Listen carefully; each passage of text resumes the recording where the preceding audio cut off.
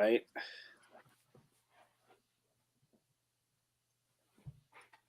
Here we go. Yep, we are live. Look at that. Just got the notification. Nice. Beautiful. All right. Hello, people out there in action figure land. Welcome back to Saturday Day Live. Schedule this one for 4:20. Listen, if you schedule something for 4:20, you know it's going to be a couple of minutes late, right? Obviously. Yeah. Let me introduce my co-hosts, my good buddies here. First, to my left, Mr. Toy Goof and Gons, Ryan Gonzalez. How you doing, Ryan? Not too bad, just excited to do this live with two awesome people. Well, thank you. Wait, I know Eric's below me. Who's the other awesome person? I don't get it. I'm just kidding. And then our other co-host down there, our good buddy Eric LeBron. What's up, Eric? Late night in the house, baby. New Smooth. microphone and all. Dude, you sound like a professional radio host, like smooth jazz with Eric LeBron. That's right. Literally- 94.7, The Wave. Literally, I feel like I'm listening to just butter, like just Michael Warm- Casper, what's up, brother? pouring So- over my ears. What's up, Casper? How you doing, bud? Yeah. So, how you guys doing? How was your New Year's? Excellent. By the way, Michael Casper, your freaking live stream this morning was freaking Oh. awesome, dude. I'm Yeah, so man. jealous of all those guys getting to work with Duarte Studios and just having all that good time out there. Man, it's almost like it looks almost like a mythic weekend. Oh, yeah, absolutely. Yeah. But yeah, New Year's, here we go. 2023. We're on a roll. And for me personally, I know I put it out on the cabal of what my plans are this year and stepping back on the purchasing, which is kind of a hard thing to do for collectors of any kind. And we know most of all how hard it is to do when you're a toy collector and you got thousands and thousands of new things dropping every year. But kind of pulling the belt tight and making sure I kind of stick to my guns and jumped into the big project, which is redoing my entire collection room and just resetting everything. So lots and lots of work to be done.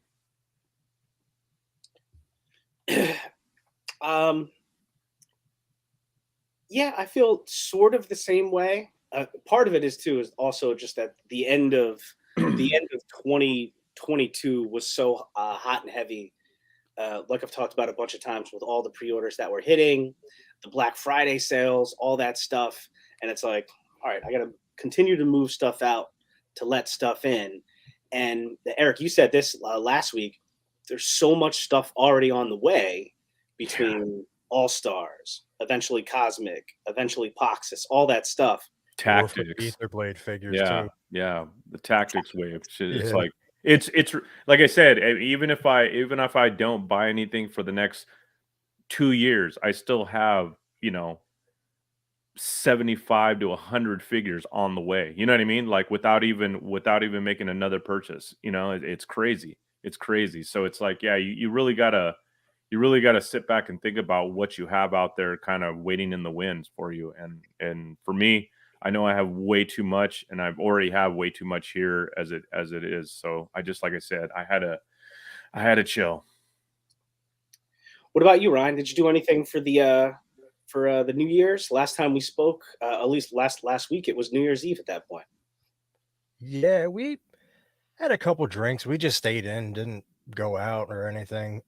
We were actually in bed by like 8:30. Then she woke me up at 11:59 and said, "Hey, it's 11:59." I said, "Okay." Fell back asleep. Then 12 o'clock rolls around, right back up. You got to give me a kiss. I was like, "All right." Pretty similar. Barely made it to midnight. But to be honest with you, we haven't really. We had a Christmas and the holidays was derailed a little bit when COVID finally hit our family. Yeah. Everybody's fine. But I mean, we haven't really gone out, my wife and I, on New Year's for years, really. You know what I mean? We have more of a tradition of like watching the Twilight Zone marathon having a couple of drinks together, maybe having a glass of champagne, kissing at midnight, and that's kind of just relaxing, and that's similar to what we did this year. That's pretty awesome. Yeah. All right, guys, we're here. Been around for a few minutes now. We have set up our 2022 awards, our end of the year show here. Before we kick it off with the first award, do you guys have any intro thoughts as we finish off 2022? Here's to another great year of collecting. Yeah, definitely. I have a lot of expectations as far as like what's to come, and new things that are going to be coming out, and just constantly seeing the evolution of the toy lines that we love, and just seeing all these great new ideas that are coming out, and revamps of old characters or whatnot, and just love, and most of all loving the customizing aspect of the whole collectible life that I live now. You know what I mean? I hear you. Look at it. Look who we got.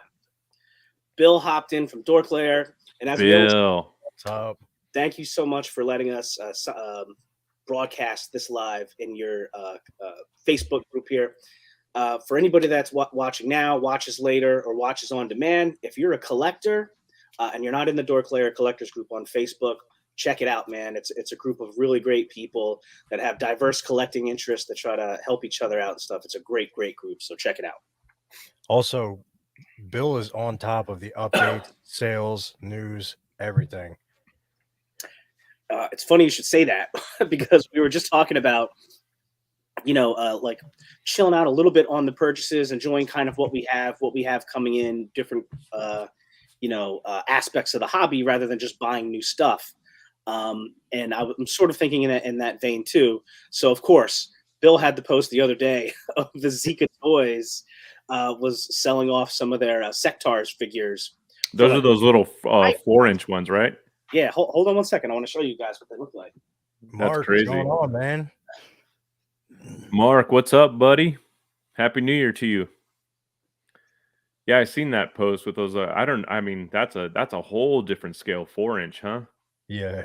Yeah, that's crazy. I've never seen anything 4-inch. I mean, I didn't even thought anybody made a 4-inch scale figure. That's kind of weird in the genre of Yeah, figures. dude, they're friggin' awesome. Oh, that's actually pretty dope. Yeah. Yeah, the card art is absolutely fantastic. I bought a couple of the main characters when they first came out, and they're dope. They're dope figures. What's the articulation on those? Are they 5 POA, or they're better than that? Right, like GI Joes, or they're similar to like a Vitruvian Hacks type thing. Okay. Oh, Yeah. nice. So they're fantastic. Nice. So 375, but like much more articulated.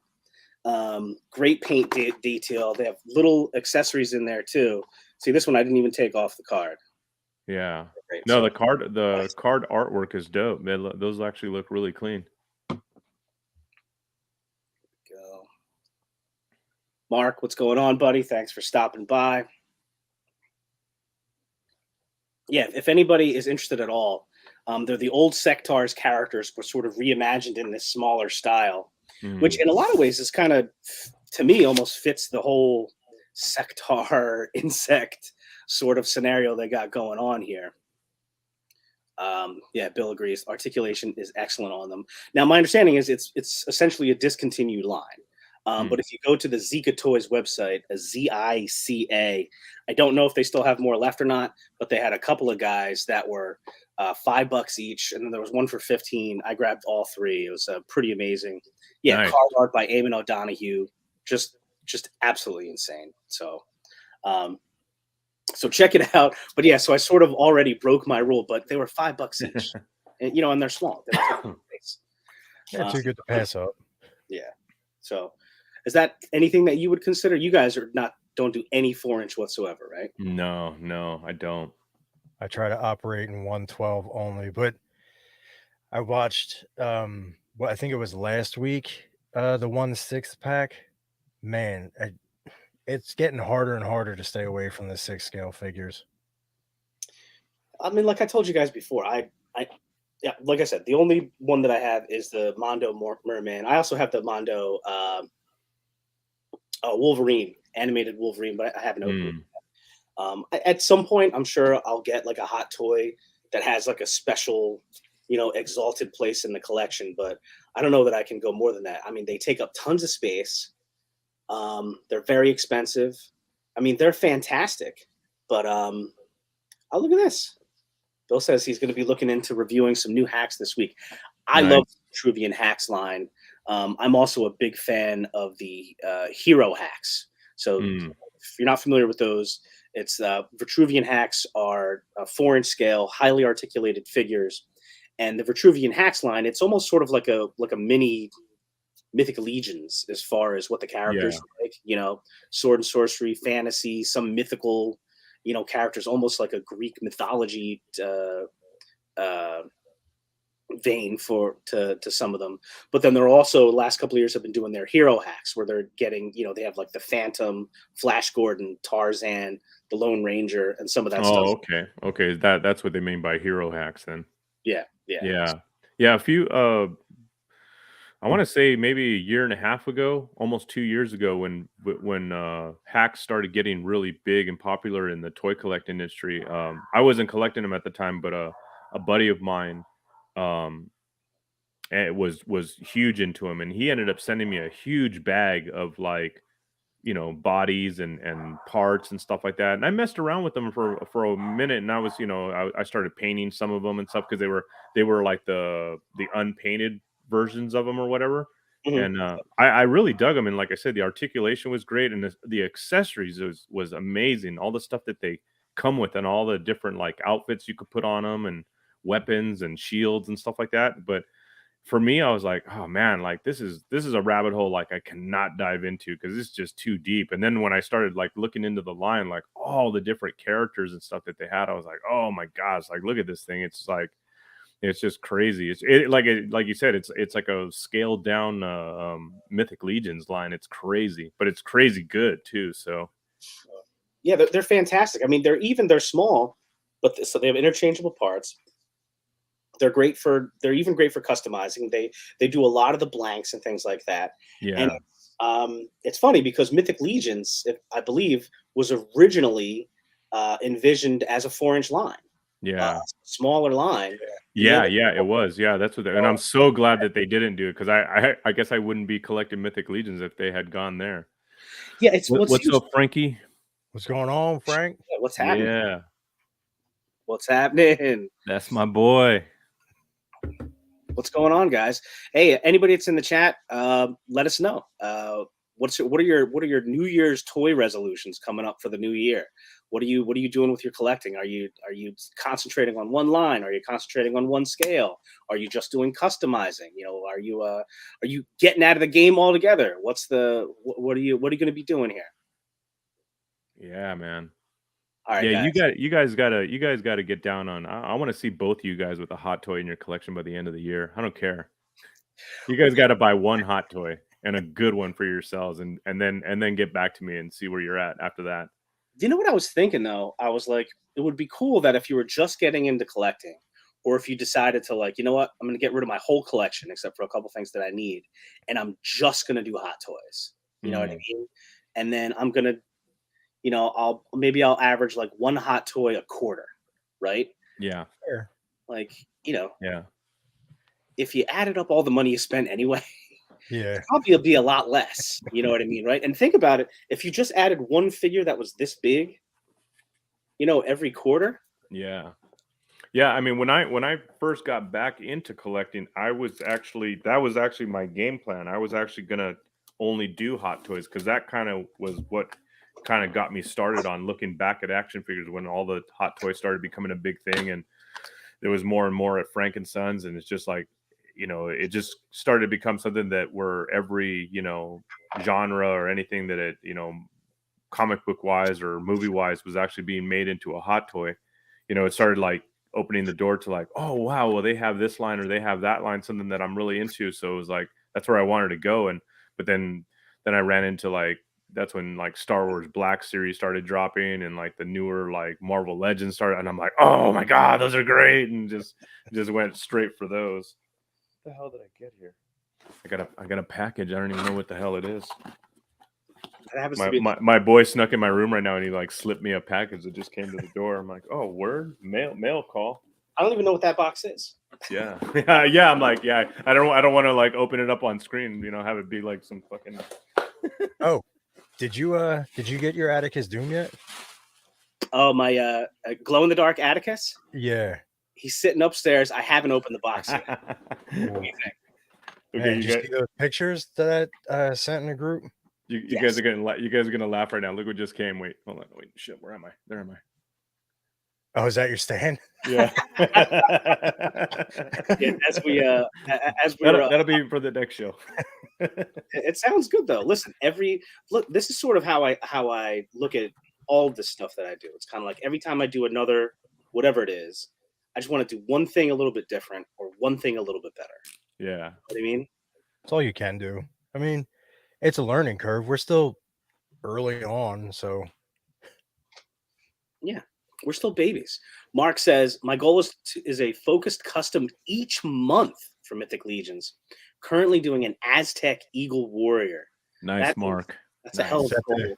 That's ambitious though, don't you think? One custom a month. I like it. yeah. Trevor, what's up, buddy? What's going on, Trevor? I got a lot to say about you today, Trevor. A lot. Uh-oh. Is this the Bash Trevor show? No. This is the Praise Trevor show. Just kidding. I know it's not. I know backstage in the green room.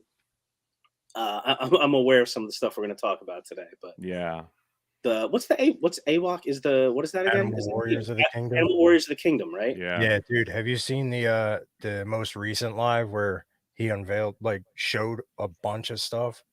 I did not. Oh man, they are looking fantastic. And I don't know, did you catch Toy Bro, his review of I believe it's Pale? Oh yeah, I think remember it's he was on the Dork Lair live, and he had just gotten it. It's like a sample piece, right? Yeah. Not a test shot, but like some progressed further than that, right? Yeah. Yeah. And then he did the review, I think, that night, man. So Dorklair says, speaking of recording gear, that's my New Year's resolution, improving my podcast and YouTube workflow so I can create more content in less time. Interesting. I was going to say, how can he improve his technique, man? That guy is freaking flawless. I love his content, man. I love it. I love the way it flows. I love the way it's shot. I love the way it sounds. It's just, like I said, it's everything I would want it to be if I did something like that, if I was doing toy reviews or podcasts or whatnot. So, but hey, man, every perfectionist cannot be pleased. You know what I mean? You just gotta, you're your own worst enemy. You know what I mean? You can always get better, but it's funny that Bill has been really nice about giving like advice and answering a lot of my dumb questions and stuff. But it's funny that Bill's talking about creating good content in less time. Yeah. I mean, this is the same guy who had the plan to go to Legion's Con, get the uncone one, right? In the morning, go up to his hotel room, have everything set up, knock out a friggin' great review, and have it posted that afternoon. Yeah. Like, how do you do less time, Bill? It's ridiculous, dude. Dude, I remember asking you, I was like, I haven't seen Bill in a while because I wanted to talk to him about, I forget what it was at this point, but you're like, I don't know. And then I think we got the notification. You're like, well, I guess this is what he was doing. That's what he was. And it's like, it's great. It was great. Like, it was smooth. Like, it was fantastic. That's awesome. He says, yeah, it's a lot. I mean, I kind of get where he's coming from too, because it's weird, but I mean, I don't see it as much, but like my workstation, my desk that I have here in the corner of my room, I mean, the way that I have it set up, and I remember I shared that picture on the Cabal and dude, it like blew up, and people were like, "Oh my god, I wish I had a workstation like that." And no beef. And you know, and a lot of those comments were coming from customizers that I, you know, absolutely adore, and I love their work. And and I think to myself, like, it's funny how you don't realize like the workspaces people have, or how sometimes people have to just like Bill says, they have to just like kind of cobble together their little work area and then kind of break it down and go back to their normal life or whatever. But it's kind of an in between where they don't have a dedicated space or an organized fashion of like how they keep their work in process. But yeah, I could totally understand where he's coming from on that point. Yeah, and as just getting into doing reviews this year, I can tell you when I do a review, like it takes a couple of days. Like it takes and like sometimes it can be like the littlest thing that like you spend hours like just trying to like, or another thing that happens is I'll be doing it and I'll get other idea. I'm like, oh, I'd like to do this or I'd like to do that or add something else in. Plus, I'm just sort of learning how to do it. I do want to get like a set workflow down so that I could like, you know, get a figure, get the review out, knock out the review, and get it done quickly when I need to, because that's how you gain traction. I think a lot. Like the Theodore Sodcutter review, I think the biggest thing about that one was that I happened to get it quickly and got the review out within like a day. But I also don't want to like get caught in that game of like being worried about being first. Like as far as the Necro Atticus, like there's already a couple of reviews up for him. I'll probably still do a review, but because I want to, because Yeah. I think that figure is awesome. I'm not going to be in a rush to do it. Like, I have other stuff to do this weekend. I can't get to it. So if I do it in a week from now, I know it's not going to have like the same impact if I got it out the first day it came out. Yeah. But I'll be doing it because I want to do it. So I think that's important. Yeah, absolutely. I always kind of, I mean, even way before getting into like groups like this and stuff, but watching um reviewers and stuff do their action figure reviews, I always felt like it was a weird trend that people don't like go back and do reviews on just anything, any action figure that you love or that you've had in your collection for a while. I mean, like I said, I could pull a figure off my shelf that's 10 years old and still like just go through the whole thing and be like, this is an amazing figure.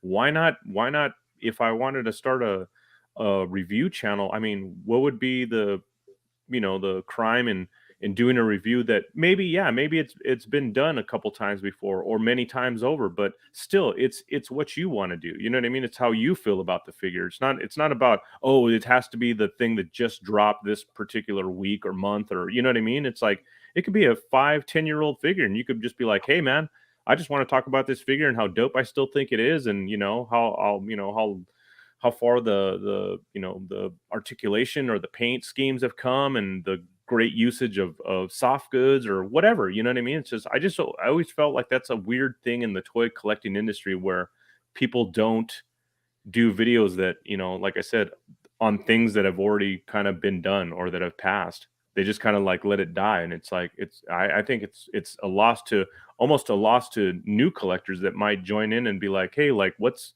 this, what's that, or where did this come from? You know what I mean? Yeah, and I think Bill's right that Unparalleled Universe has been doing like going back and picking out figures that he loves from his collection and doing like a little spot on it.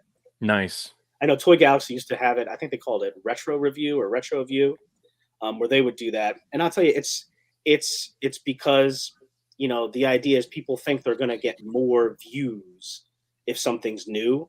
So Right. there's that balance between doing it because you love it, right, and doing it to try to make the channel bigger.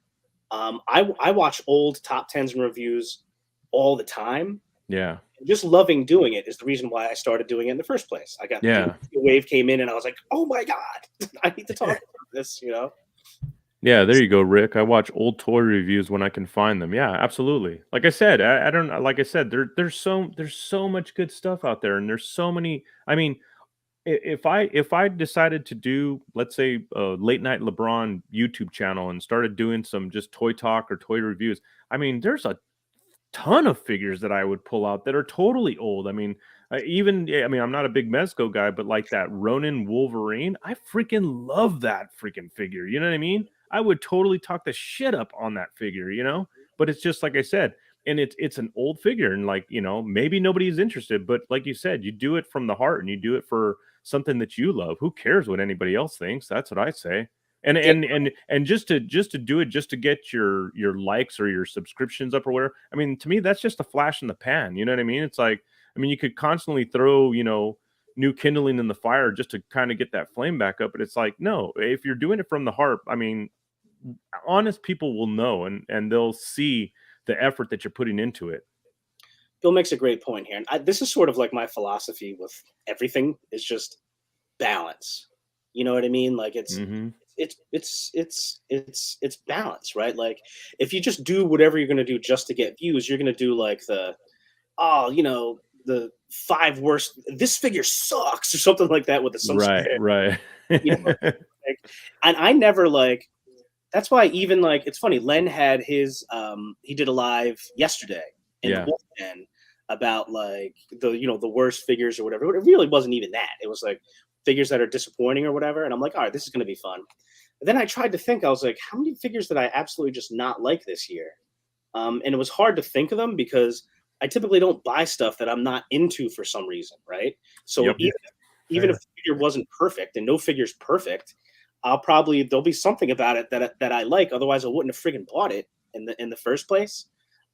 So there's that part of it. Plus, I feel like long term, like I said, I started doing it because I loved it anyway.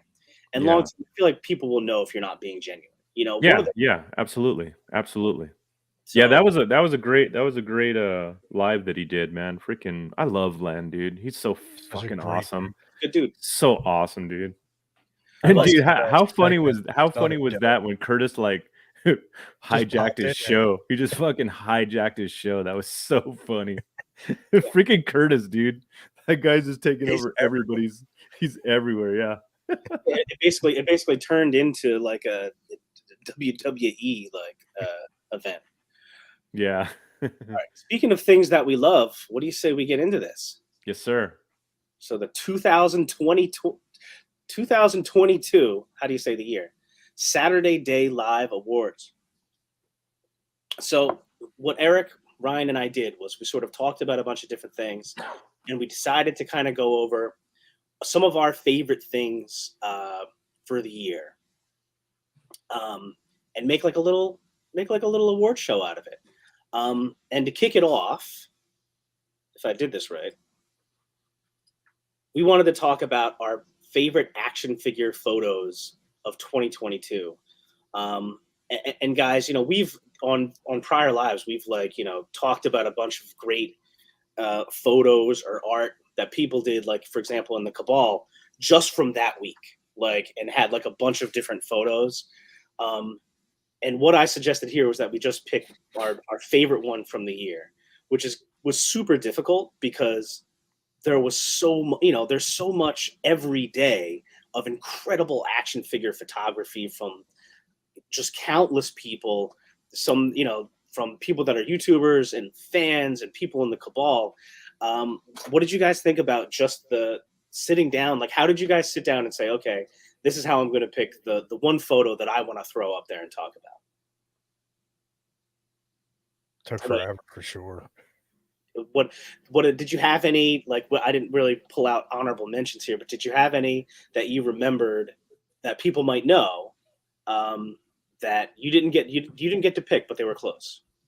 I was my choices were a close tie between Trevor and Nate Strong, because some of the work that Nate's putting out lately is it's just incredible. I just, like I said, I can't say enough about how impressed I am by some of the work that these guys do. And just, like I said, and it's hard to say, like, I mean, obviously, Trevor's just one of these guys that's just like killing it on all levels. But there's so many good photographers out there. Even, I mean, even the novices that are just shooting things with like their iPhone or their Galaxies or whatever. It just, I mean, it's just incredible, some of the setups they have, and just some of the lighting effects that people are doing, and some of the special effects that people are like adding to their photos with smoke or like lightning effects, or spell casting, things like that. I mean, it's just great to look at it all, man. But yeah, that's, I like I said, I could only hope that one day I can shoot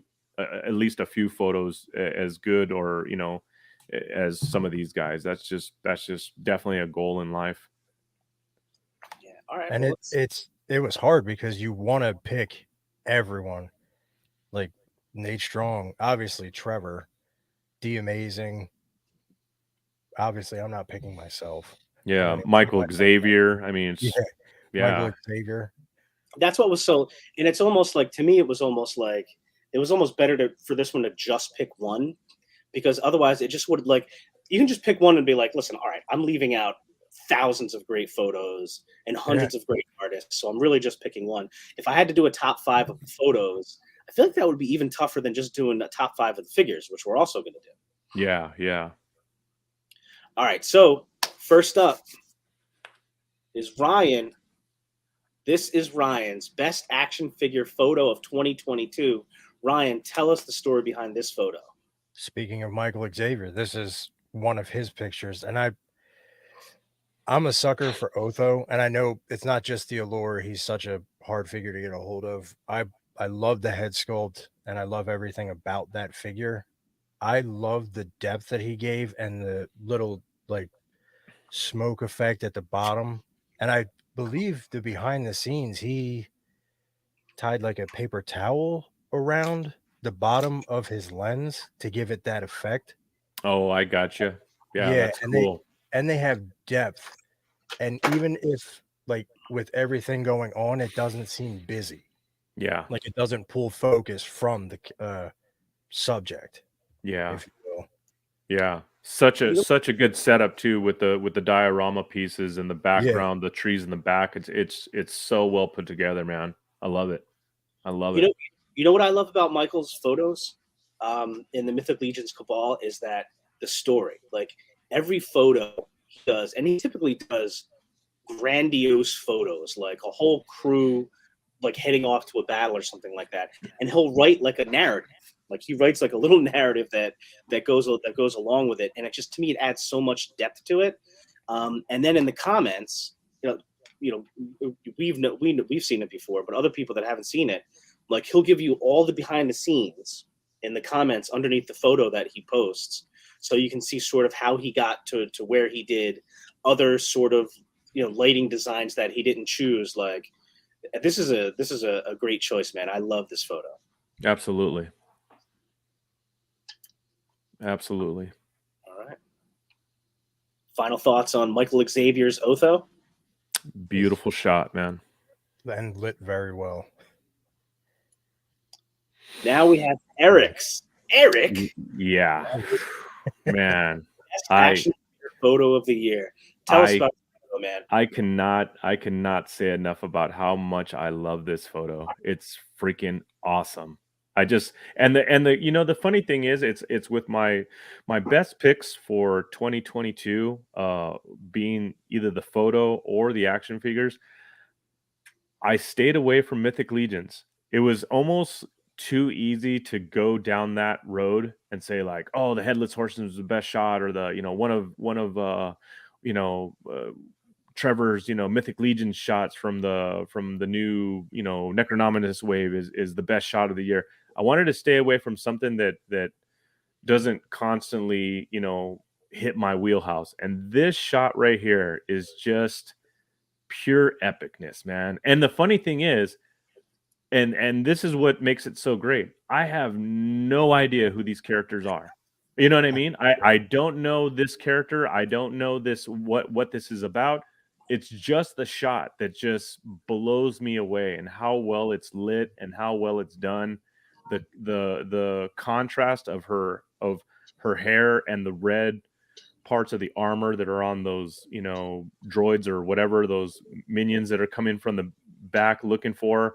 It's just so well done and so well put together, man. I love it. I just, like I said, I could spend hours looking at this photo. And the funny thing is, it kind of hit a heartstring for me when I saw this photo, because I know I had told you guys before, when I first got into Mythic Legions in 2019, I bought my first couple of figures, and at the time I was starting to look into seriously getting into toy photography. Like, I was following guys on ACBA and stuff like that, and starting to learn a little bit about camera work and stuff like that. So my first Mythic Legions, I would take out and go out into the hills or go on a hike and stuff and take with me and find a little, photo op spot and set up some poses and stuff like that.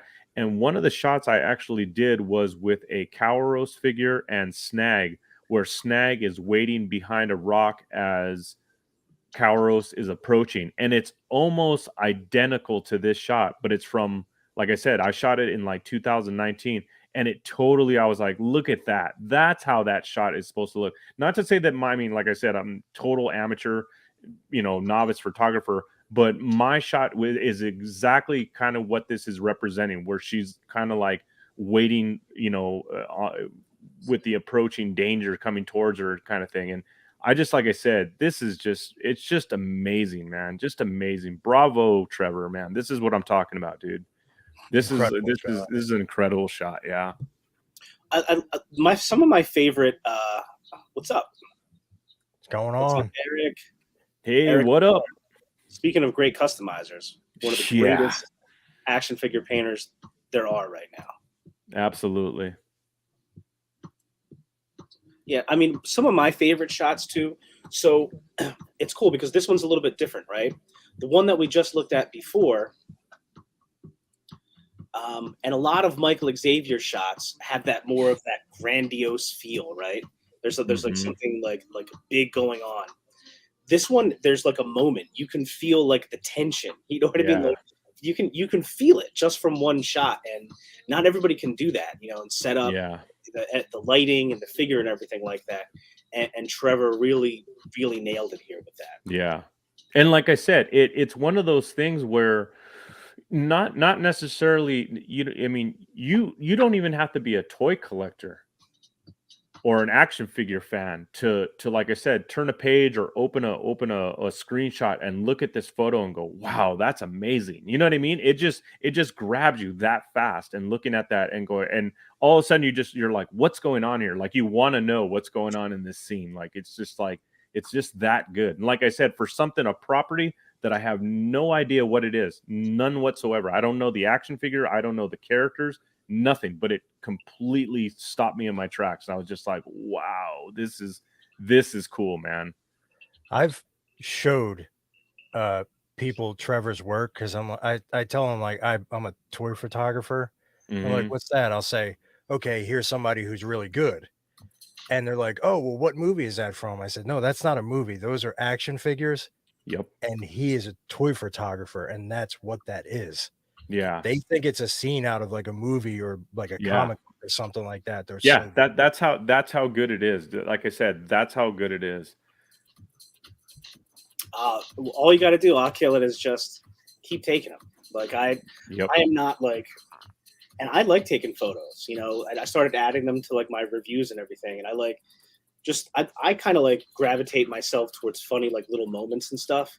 But I'm like, I take pictures with my phone. You know what I mean? Like, I remember I posted a picture when the very first time I met Trevor. First of all, he was super cool, said super nice. Was at Intern for a Day 2021. And I took a photo with him and I posted it. And I was like, one of these guys is one of the most renowned action figure photographers in the game. The other one likes to take pictures of his figures with his iPhone SE, usually on Clarendon. And I'm still kind of there. But all that matters is that, you have fun with it. If you want to take your game to the next level, like the fire, the flame will catch itself. And there's some really great people out there right now. All right, so let me know. I put like a little tiny bit of music on very low in the background to fill up. I was gonna say, dude, I'm totally picking up your beats. I was just like, dude, tell me if that's annoying or if no, you're good, bro. You're good. Do your thing, bro. This is us. Do your thing. All right, so that's an awesome shot. It is, man. It is. Just, like I said, definitely the best of 22 that I saw. Definitely. Well, here's mine, and it's from a totally different photographer. Nice. So this is my favorite shot of the year. Yeah. And sorry, go ahead. Had I gone Mythic Legions, this was going to be the one. Dude, this is, and now like a second ago, we saw Trevor's last shot, and I was talking about like that, that moment of tension, that's built up just from this one little shot, as different than like a big grandiose shot. And here's one right here. Here it is. Yeah. And what's cool about this is another one. Correct me if I'm wrong. I'm pretty sure this is one of the photos that Trevor actually did a shoot, like a behind the scenes video on his YouTube channel. Listen, sorry, Trevor. Listen, this is freaking amazing. This and it's so freaking epic. Like it looks like a painting. Like it's so gorgeous. It just looks like an epic battle shot. It's just unreal. And Eric, you're right. Hold on.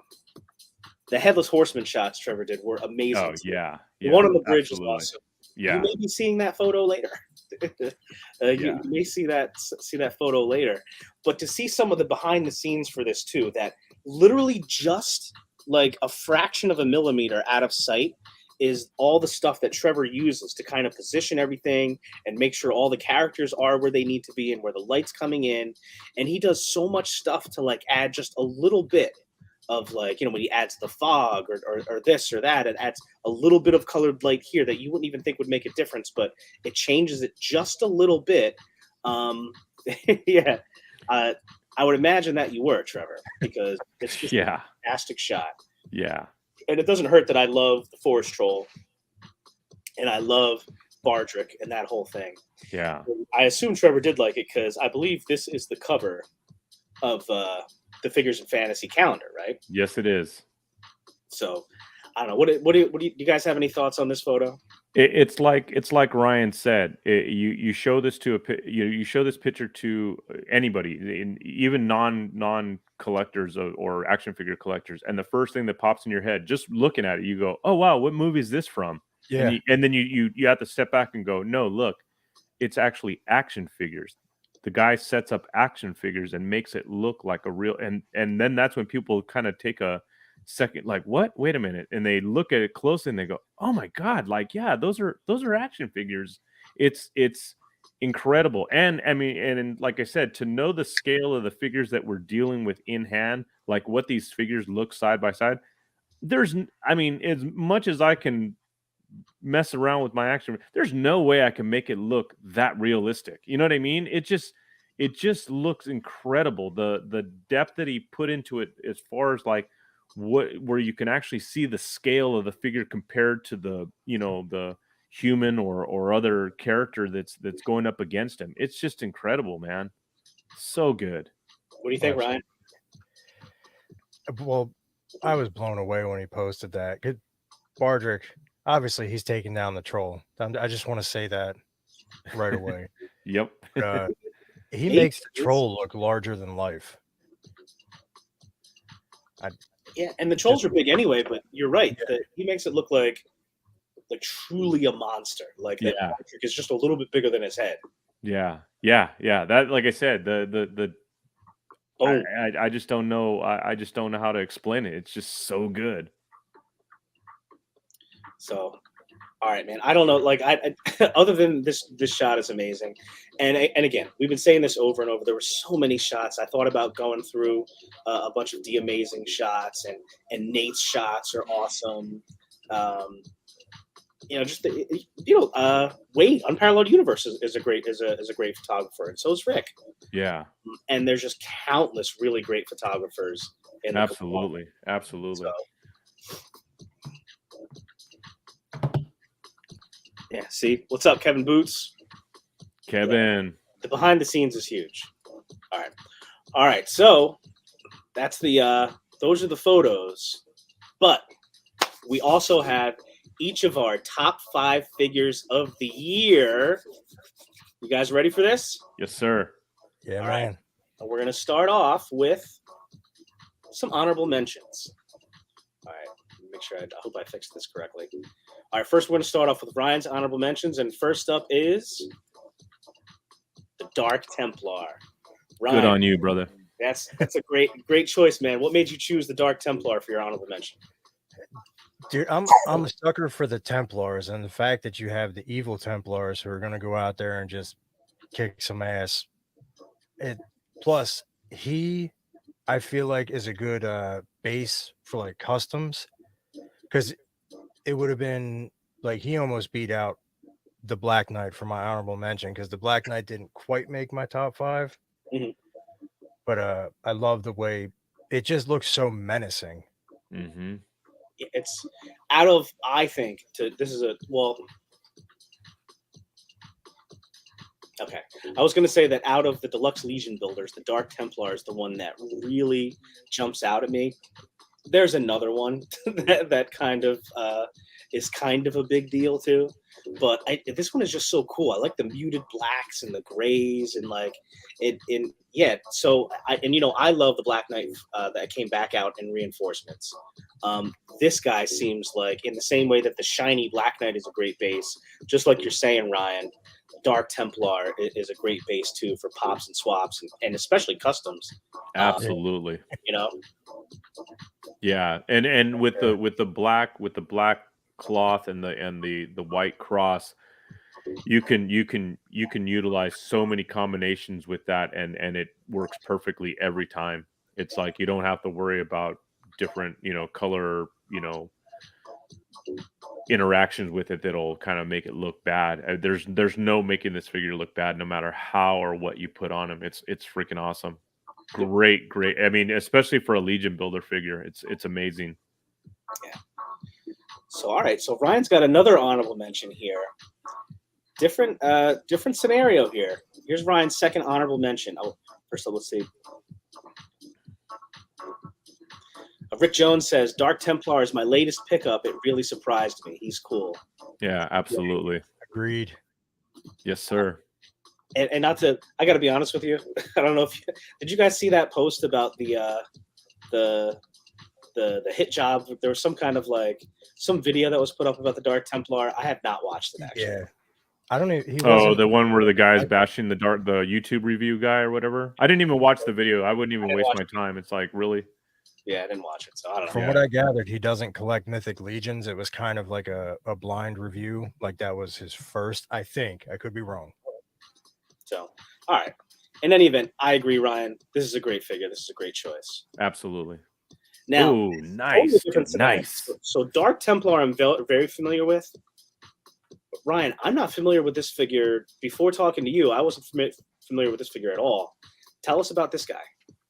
So that is Akaza from Demon Slayer. I don't know if there's any manga or anime fans, but this figure, it's a good one, especially articulation wise.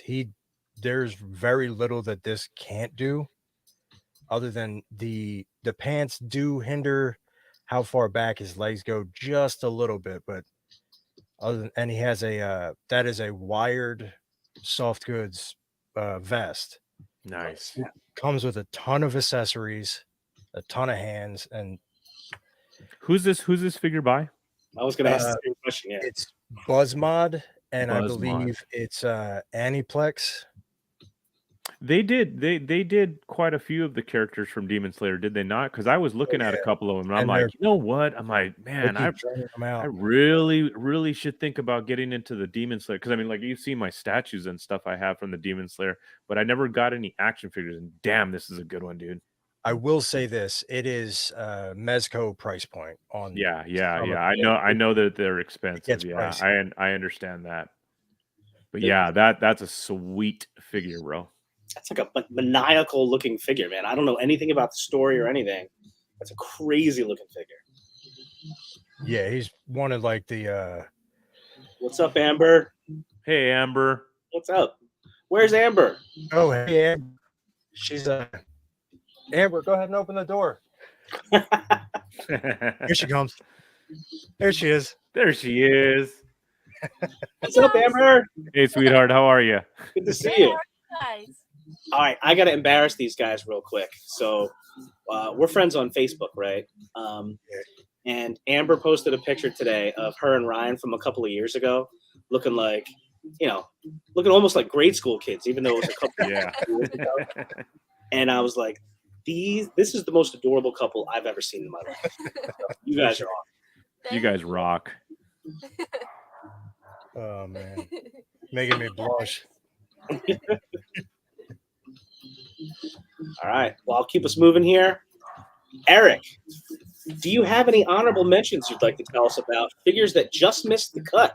The only honorable mention I can honestly say I have, and I'm not going to say that I don't have a few, but it's just like I feel like I said, I talk so much about Mythic Legions that like I said, I burn that candle on both ends all the time. So it's kind of like I wanted to anything that I was going to talk about today was going to kind of be non-mythic, so to speak, in the best way that I could. But the only honorable mention that I could honestly say that I have right now was this, and this is only I'm not a huge collector of the line, but this was the one figure that came out that I was like, I have to have it because he was absolutely 100% my favorite character of the whole series. But this Iron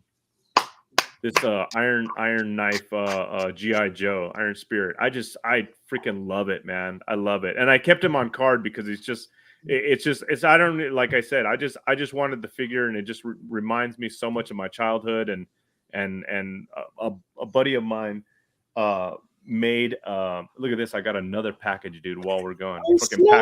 Nice. Saturday's starting to rock, bro. and I'm sticking to my guns. I'm not buying anything. Everything that I'm getting is all through trades. I'm doing trades. So, but yeah, a buddy of mine, I'll actually take it down because it's just too cool not to share. A couple of buddy of mine came down, and they spent my birthday weekend with me a couple of years ago, and one of my buddies had somebody like an artist do like a piece of concept work because I in turn had done one for him. I commissioned a DC artist that I know to do a commission piece for him, which I'll share with you guys later. But he had this guy do this thing up for me, and they call me Late Night LeBron and stuff. So he wanted to make a figure thing for me. So he had this done up for me. That's Because he knows that Iron Spirit is my favorite, GI Joe character. So he made me it's like a full thing, and it's got my bio and everything, Late Night LeBron, and and that they did the whole thing for me. Yeah. So, and that, with me, check me out, dude. Isn't that funny, dude? Like I'm full on him, and it's got like the classic pose like he was on the card and everything. So yeah, it's just like I said, when I saw this figure come out, I was like, oh man, like that's one for the ages for me, because it's just so cool, and I love the way that they did him. I just love it. So awesome. Everything I wished a GI Joe could have been when I was a kid. Not that I didn't love the shit out of that line, man. I had so many GI Joes and so many vehicles, and just love those were my 3.75 days. You know what I mean? Those were the highlight of toy love for me, was playing with GI Joes, man. I just loved it. But yeah, this figure definitely was a huge honorable mention for me. I'm actually surprised that I didn't put it on my top 5 list. Yeah, well, GI Joe was my favorite toy line growing up, actually. Yeah. The idea of having my own character, kind of cool. Yeah. Yeah. And like I said, for me with GI Joes, especially the 3.75, I mean, I was, I was on it as a kid from, 82, right when it began, you know what I mean? So I was right there when all the great figures and the great vehicles and all the cool shit. I mean, I actually, by the time 85, 86 came around, like I had stopped playing with GI Joes. I was just in that small chunk of time between like 82 to like 84, and that was it. But man, some of the best childhood memories ever with toys. So good. I mean, to me, pound for pound, inch for inch, ounce for ounce, still some of the best action figures I think that have ever been made from a playability standpoint. Yeah.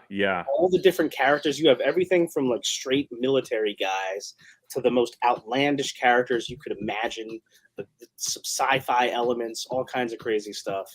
Yeah. Love G.I. Joe. Yeah. Did you have any other honorable mentions, or was that the No, that was pretty much it. I had thought about some older figures that I got, and that's why I was talking to Ryan this morning. I was like, hey, when did this figure come out? When did that figure? It was like, because I couldn't remember, because like sometimes I'll buy things after they've been out for a few years, but to me it's new, you know what I mean?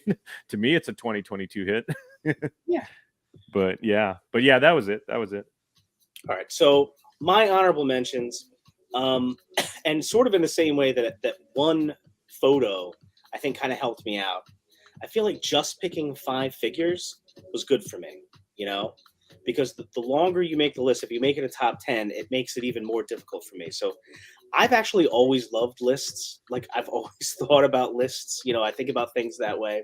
Going back to like when I was a kid, like I would make my own top 10 songs of the week, you know, and write it like hand write it out. Or as a sports fan, I would write down my top 10 most wanted free agents for the Philadelphia Eagles. Like Nice. now collecting literally from January on, I have like a running top 10 like in my head, right? And also on the notes app on my phone. Um, so just being able to go 5 figures and not worrying about, all right, I need to have this line in, I need to have that line. It's just the best 5 figures, whatever they are, right? Yeah. Yeah. But being able to also like mention a couple of other ones, because that's really what it's about. The list is just about an opportunity to talk about figures that you want to talk about. And my first honorable mention is really just a category or a company that might be a little bit surprising, and it's Hasbro figures. Mm.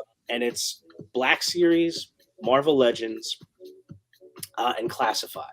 And the reason why I sort of wanted to mention them is that they've gotten a lot of flack, especially over the last year. You know, there's been the price increase.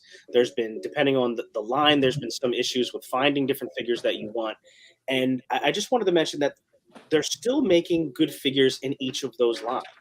Like for example, Black Series is still making the Death Watch Mando from this year, you know, and one of the biggest things about Black Series is all they do is make 50 million more Boba Fett's, right? Yeah. The Death Watch Mando is a fantastic figure. They did the animated Boba Fett. That thing was cool. So they're still doing cool figures. And with all three of those lines, Black Series, Marvel Legends, and Classified, one of the things that I still like about them is I still enjoy the chance to go into a store, to go into a Target or my local Walmart, see a figure and buy it in person. You know, and we're having a tougher and tougher time of being able to do that. But you can still do that from time to time with Black Series, Classified, and Marvel Legends. Like I was in my local Walmart today, and they had what's up, NYC Figure Going Fanatic on. happening. Happy New What's Year, up? man. Happy New Year, man. They had Black Panther Marvel Legends figures. They had the Crimson Twins for Classified. They had the Baroness on the retro card for Classified. And even though I don't buy, I, like a lot of people, are not buying as many figures from those lines as I used to. Like the days of me going and like searching out every new Marvel Legends wave and trying to get them all are probably gone, right? And even Classified. I told you G.I. Joe was my favorite line growing up. So when Classified came out, you know, I was into it. Like I was way into it. I did the whole thing of trying to search out the Cobra Troopers and the Baroness at Targets and everything. And I've really slowed down a lot. I mean, as far as all the Classified figures that I bought this year, I think that I got the Alley Viper at the end of 2021. Mm. My bats came in at the beginning of this year. But other than that, I don't think I bought any other Classifieds except Spirit Iron Knife. I do have that one. Mm-hmm. You know, the Serpentor, which is on a lot of people's top 10s. Nice. And it's an epic figure. Comes with the chariot and everything. And Dr. Mindbender. Nice. Another epic figure. And this is, you know, if you're gonna do like a presentation with less plastic, there's still plastic in there. Yeah. That's how you do it. Yeah. But tons of crazy accessories. So they're still doing great stuff. And hold on one second. I forgot to grab one figure. Hold on one second. I'll definitely have to talk to you after the show, John, about some G.I. Joe stuff, because I might have some figures that I don't want coming your way. I don't know if you even heard me say that. Dude, that would be insane. Yeah. I was kind of on the boat of hey, I'm gonna get into the Classified series and start picking up a couple figs here and there and make a collection. But then I don't know. I kind of lost the taste of it for it real quick. I don't know what it is. I mean, I enjoy the figures. The figures are awesome. I enjoy the nostalgia. Obviously, I enjoy the nostalgia of it because I freaking love G.I. Joe. But kind of one of those things that, like I said, after looking at it, you know, and I only picked up maybe, I want to say like 6 or 7 of the character figures or whatever. I mean, the spirit is definitely staying. That's a winner. That completes my heart right there. Just alone, just that figure. But yeah, I'll hit you up. I'll hit you up and show you some stuff in case you don't have a couple of these figures. Which, you know, if you can use them, I'll send them your way for sure. I appreciate that, man. Thank you. Yeah. And then lastly, just real quick, I know I'm taking a little too long here, but Marvel Legends. Marvel Legends was definitely like a gateway line as far as modern collecting for me Mm. because they were available. Marvel, of course, has an endless stable of crazy characters. A lot of the stuff that I really love, vibrant colors, wacky characters. Like I got the Scorpion in, and like I'd pick up this figure all the time. He's big, you know, not big, but bright neon green, just bright, crazy colors. Marvel Legends articulation is always great. He's got a big, giant, bendy tail. I've got that. The Apocalypse on the retro card is amazing. But really, I really wanted to mention Marvel Legends because of this thing. And that is the Spider-Man and His Amazing Friends 3-pack. And the reason why it meant so much when this came out to me was because Spider-Man and His Amazing Friends was my gateway into the Marvel universe. It wasn't even the comics. It wasn't anything else. And not just, you know, Spider-Man, Iceman, and obviously Firestar, because she was created for the show, but the Avengers, Captain America, Doctor Strange, Loki, Thor, all those characters were in the show. And for my money, it's a cartoon that still holds up today. Like my kids will watch it with me. They'll ask for it. We'll throw it on a Saturday morning. So the fact that they even made this set, I think I needed to at least mention it. So. Yeah, that's awesome. That's awesome. And all right, my last honorable mention is this guy right here. Oh wow, I've never seen that figure. This is the Iconicon exclusive Boba Fett. That's pretty cool, man. Iconicon is it's an online convention where like a bunch of like online creators and YouTube people, and it get together. I think they've done it for a few years now. I don't know for sure. But like Toy Connections was involved. I think Retro Blasting was involved, and a bunch of other creators. And it involves everything from like action figures, movies, all kinds of stuff. But this was the exclusive figure that came out as part of it. Like, and it wasn't like a wide release or whatever. It's not like an officially licensed product or anything like that. But you know, it's just the idea that yes, you can still do VAC metal. Yeah, you don't see that much, man. That does look pretty dope, dude. That's I wanted to throw out, this is a Stan Solo Creations.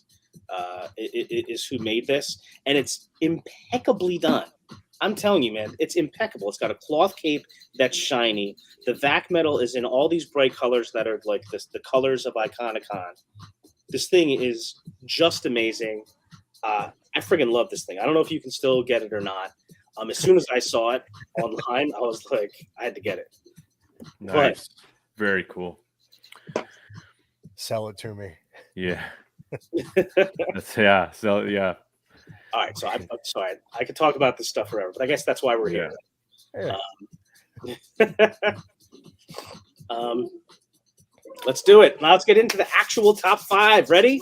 Hey, before we hit the top 5, I just want to give a big shout out. And this is, like I said, to me, alongside just like I said, the pure love that we have for action figures, the pure love we have for comics, nostalgic, you know, genres of all things cool and nerdy.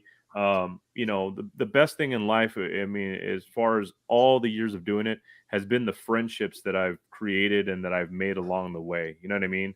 And with those friendships come awesome dudes that go above and beyond for you to get you what you need or do something extra, like send you an extra piece or a free figure or whatnot. And I've returned those favors tenfold to people that have taken care of me. And just recently I put a post out on the Cabal about a figure that I was looking for and looking to make a trade with somebody, and right away our good friend David Williams, you know, he hit me up, and myself and David have been friends for a little while now, and we've, like I said, we've had a bunch of great conversations between each other, even way before Legion's Con and stuff. And yeah, he reached out to me and got me this figure. And not only did he get me a figure, he went the figure that he ended up getting me was this. It's the, I don't know if you could see that. It's the Ghost. Sigma? the Ghost of Tsushima. Yeah.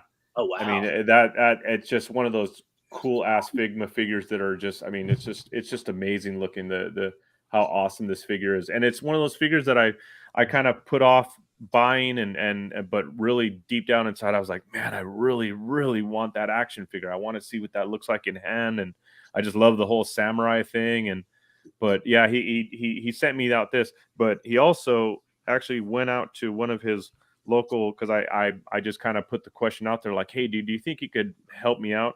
Because I don't know if you guys had heard recently, well, it was like just before Christmas, California banned all menthol cigarettes and all flavored vapes in the state of California. Like, you cannot buy them here anymore. They're gone. All the smoke shops like don't sell them anymore. So it's just like, and I mean, like, you know, honestly, I've been a smoker for years and years. I mean, ever since I'm almost 50 now, and I had started smoking when I was like 12 years old. Like, it's just the age I grew up in, you know what I mean? And the vaping thing I wasn't a big fan of, but literally it almost completely kicked me off of cigarettes like overnight. Like, it was just one of those things. So it's, I mean, yeah, it's still a nicotine thing, and to me, yeah, it's a crutch instead of just going full bore and quitting. But trust me, as many years as I've been doing it, it's one of those things that was really hard. And I'm not really, like I said, into the vape thing or whatever, but it's like the flavor vape was like, okay, like I could dig the taste. I'm digging it. And like I said, it kicks the curve, you know, it curbs the you know, the need for the you know, the cigarettes and stuff like that. And Dave went out and went to his local smoke shop and hooked me up and freaking got me these. I sent him some cash for these, but yeah, he went out and, you know, got me some supply, man. And big shout out to David Williams, man. He's the fucking man. He's a good dude, man. I didn't meet Dave until this past Legion's Con. Same. And it was the kind of thing where, like, Legion's Con was going on. I kind of just needed a breath. I needed a moment, you know? So I sort of walked over to Bonefish and just went up to the bar to, like, just chill for a minute, right? And there was one dude just sitting by himself there too. And it was David. David. So I met him, like, we talked for just a couple of minutes. But like, he was a cool guy, like, so nice. And then, like, for the rest of the weekend, like, we'd like hang out, like, briefly, like, just briefly here and there. But a very cool guy, very talented too. Fucking super talented, bro. Legion Shop just put a bunch of stuff up. He's one of the artists that has worked on a lot of the stuff that Legion Shop just put up, or some of it anyway. Yeah. Super awesome dude, man.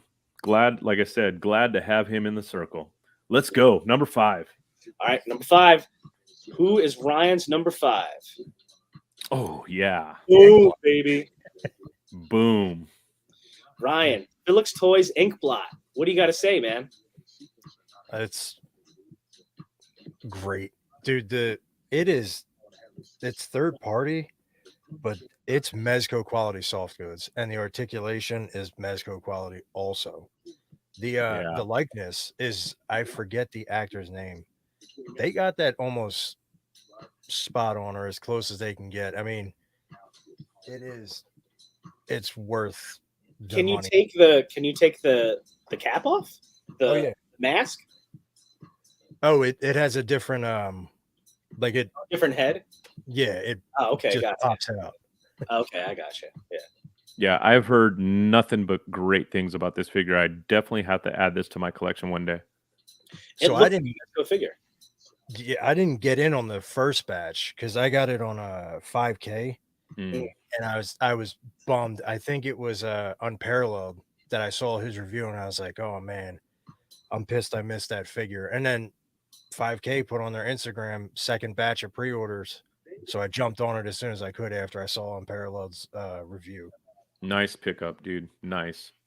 That would have made my top 5 if I had it in hand. The only reason I didn't vote for that figure was because I don't have him in hand. That figure is freaking sweet, dude. Great, Rick. I hope so too. I hope they do all those. Yeah. Jackie Bro.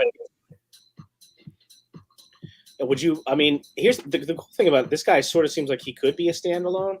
Like I Yeah. remember Robo from the Fwoosh was talking about this guy. He reviewed him like early in the year and talked about him like the whole year. And I think he ended up being like one of like Robo's like number 2 figure of the year or something like that. Would you be into more Watchmen characters? I definitely would. Oh, for sure. Oh yeah, yeah. If they're like I said, if they're gonna do them this good, heck yeah, I would totally. And man, how can you not? It's just so good. All right. Nope. And I don't know if is this their first figure? Because I don't know too much about that company. I If have it is no their idea. It's first the first one that I is- ever saw with that company name tied to it. I don't think so, but did you see the mask figure that came out too? That with cloth goods into it's a third party figure. Yes. I have not. It's another third party company, but I forget who. Somebody was talking about it online, and they're like, "There's a lot of weird similarities here between the company and the figures, like almost as if they were like a suggestion of like, is it possibly just the same guys that are making it, but they're changing the company name? Like this is all unlicensed stuff, right? You know Yeah. what I mean? Like Yeah. the Inkblot, you know, I mean, everybody knows this is Rorschach, you know what I Yeah, mean? yeah. Or maybe it's not. Maybe it's not Rorschach. Oh, yeah, right. But we got to be careful. But I mean, I've heard Yeah. nothing but absolute people singing this figure's praises. Yeah. And- And a big mention too is the accessories that thing comes with, the spray can with the flame Yeah. effect coming. Oh, dude, that's fire, dude. You know, And no, you get, no pun intended, but yeah, it's awesome. different masthead sculpts where the actual ink is like, you know how in the movie Yeah, when yeah. it moved, you get the different head sculpts with the different patterns. Ooh, Trevor says they're doing a Godfather. That's Yeah. awesome. Marlon Brando Godfather, or what Godfather? What are you talking Gotta about? be, Like right? God. Oh, you know what? I think I did hear something about that a while back, actually. Not even recently, I don't think. It went up for pre-order a while ago, I think. Yeah, I'm definitely even if I have to pay the extra price, I'm definitely picking up this figure.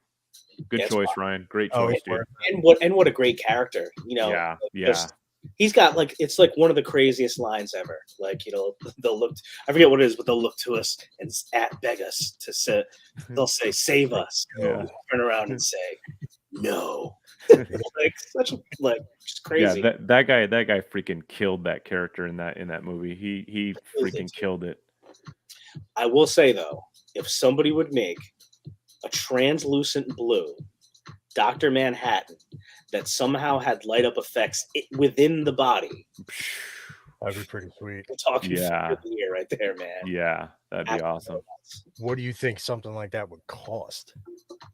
It's spare no expense. Yeah. Sell the flag. Sell the divine. Yeah, exactly. You know what I mean? Sell, I got hot toys to trade. yeah. I mean, how about a Hot Toys Dr. Manhattan? Had they ever Yeah, done yeah. Watchmen?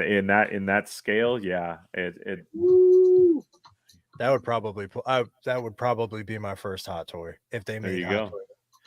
toy. I don't know. I don't know who else has done You Watchmen. heard it here first, folks. There was a DC Universe, or was it DC Classics or DC Universe, did some Watchmen, but not the kind of, wouldn't be the style that we're like talking about here, though, right? Mm-mm. Yeah. I know the figures you're talking about. I would be interested. Yeah. The books are great, or the book's great. The graphic novel is great. I like the movie too, though. The movie was actually my intro to Watchmen. Sorry, I think it's cool. I like it. All right, next up, Eric's number 5. Ready? Yes, sir. Eric's number 5. Tell us about this figure from the Spawn line. She Spawn, man. I just I'm I was a big freaking Todd McFarlane fan from way back in the day when he was doing the Marvel Comics and doing Spider-Man, and followed him right into the beginning of when he released his first Spawn comic book, and just have always adored the whole Spawn line and just love the great figure design and outfits and the oversized weapons and stuff like that, and just I don't know, altogether, like I said, this figure is just amazing. And for a female character in as she spawned, for the way that they've put her together, this Jessica Priest style, she spawn, it's just incredible. I mean, like I said, I know a lot of people, they'll judge their figures by articulation points and this and that, but to me it's just a beautiful sculpted figure that just it speaks volumes to the artwork of Todd McFarlane, the comics, and just it's just altogether just a beautiful figure just to look at and to have in any display. I just love it. I love it. Very cool looking, man. I'm not even really familiar with this character, but that is one giant gun. Yeah, yeah. And like I said, that's kind of cool how he kind of puts that into play into his spawn line, where he gives them the oversized weapons, because a lot of the weapons and stuff in the comic books were like oversized, or like just beefy guns and stuff like that. So it's kind of cool to like see it in an action figure form, where it still works with the figure. It completely works. It doesn't look ridiculous, but it's obviously, like I said, oversized, but it's so freaking cool.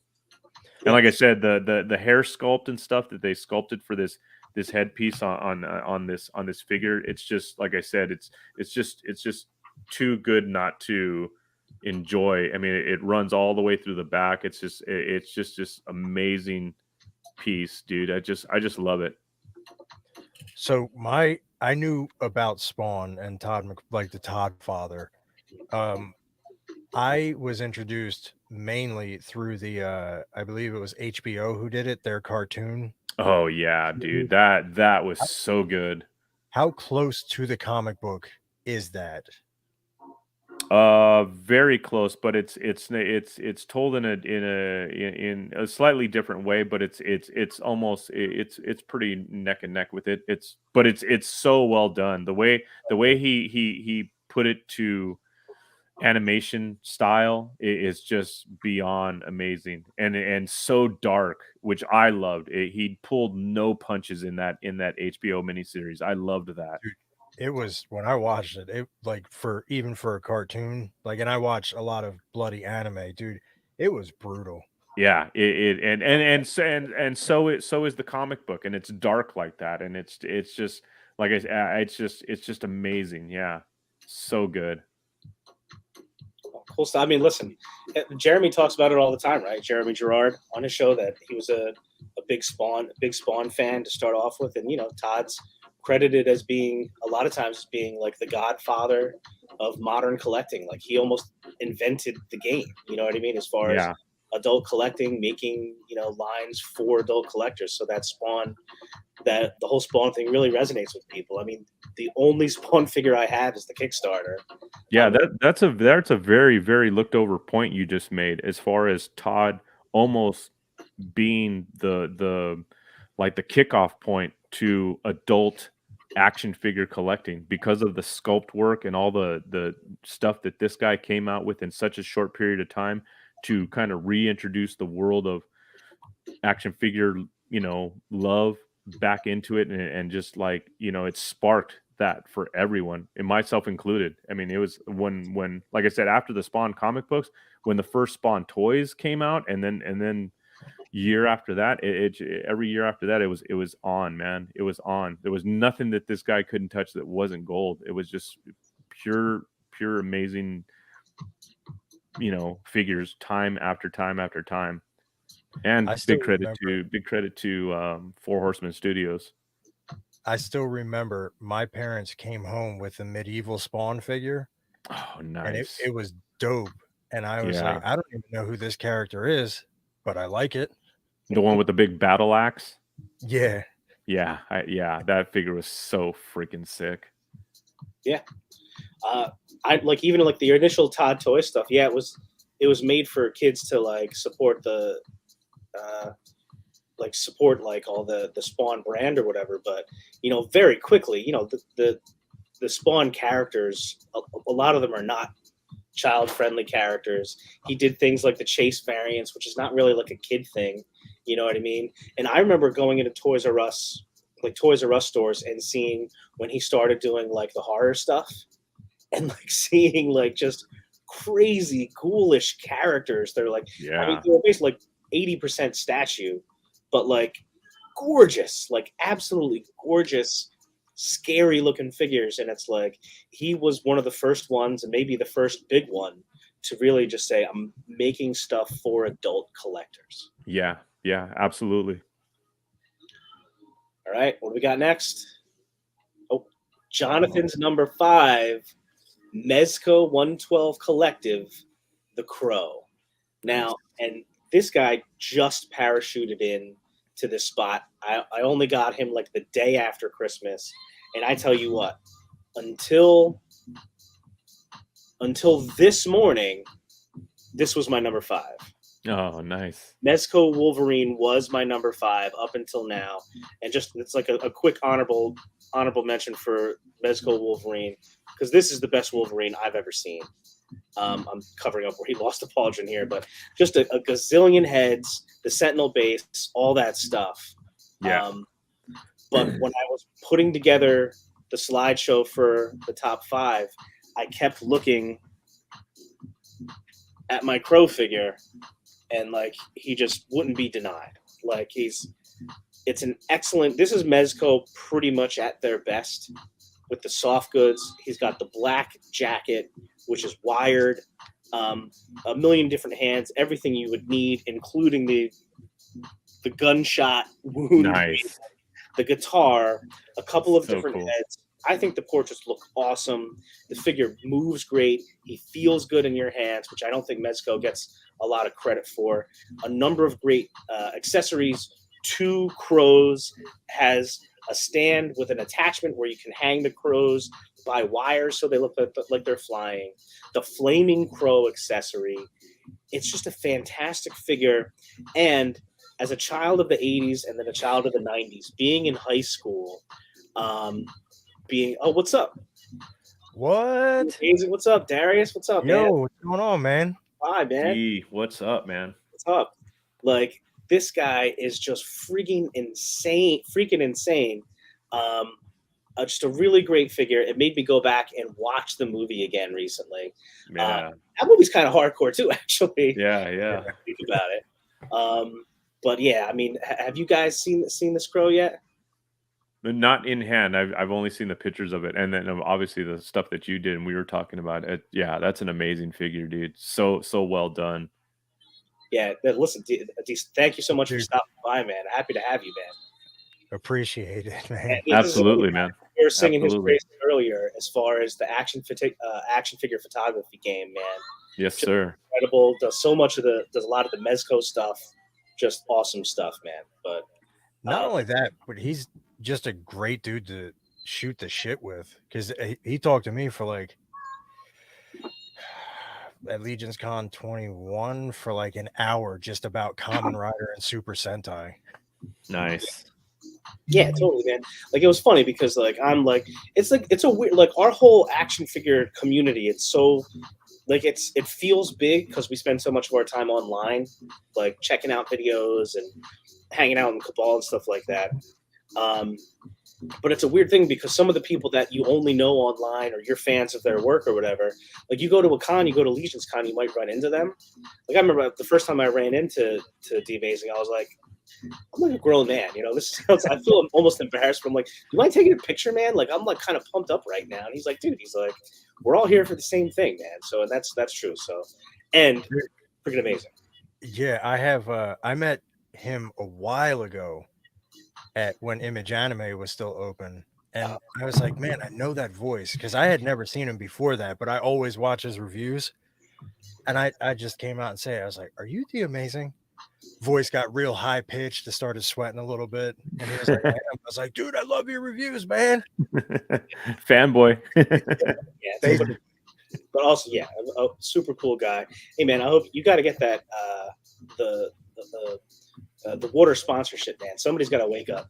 You know, Avion, Poland Springs. Somebody's got to wake up. But listen, if you have any interest in the Crow at all, this is to me is Mezco at its best, man. At its best. Awesome choice, dude. So much so that like he he bumps out, and they hit so much. Just a couple more quick seconds on this figure, is because another thing I appreciate so much about this figure is that Mezco hit a lot of the notes that you would want from the movie, right? Gideon the cat, the engagement ring is on a little necklace, you know, like the guns that you would want from the movie, all the different guns, and the guns are nuts, man, because they have like removable magazines, you know. that's cool. I don't know anything about guns, but like the pumps work, like I don't know, I can't say enough about it, so much so that it bumped out the Mezco Wolverine.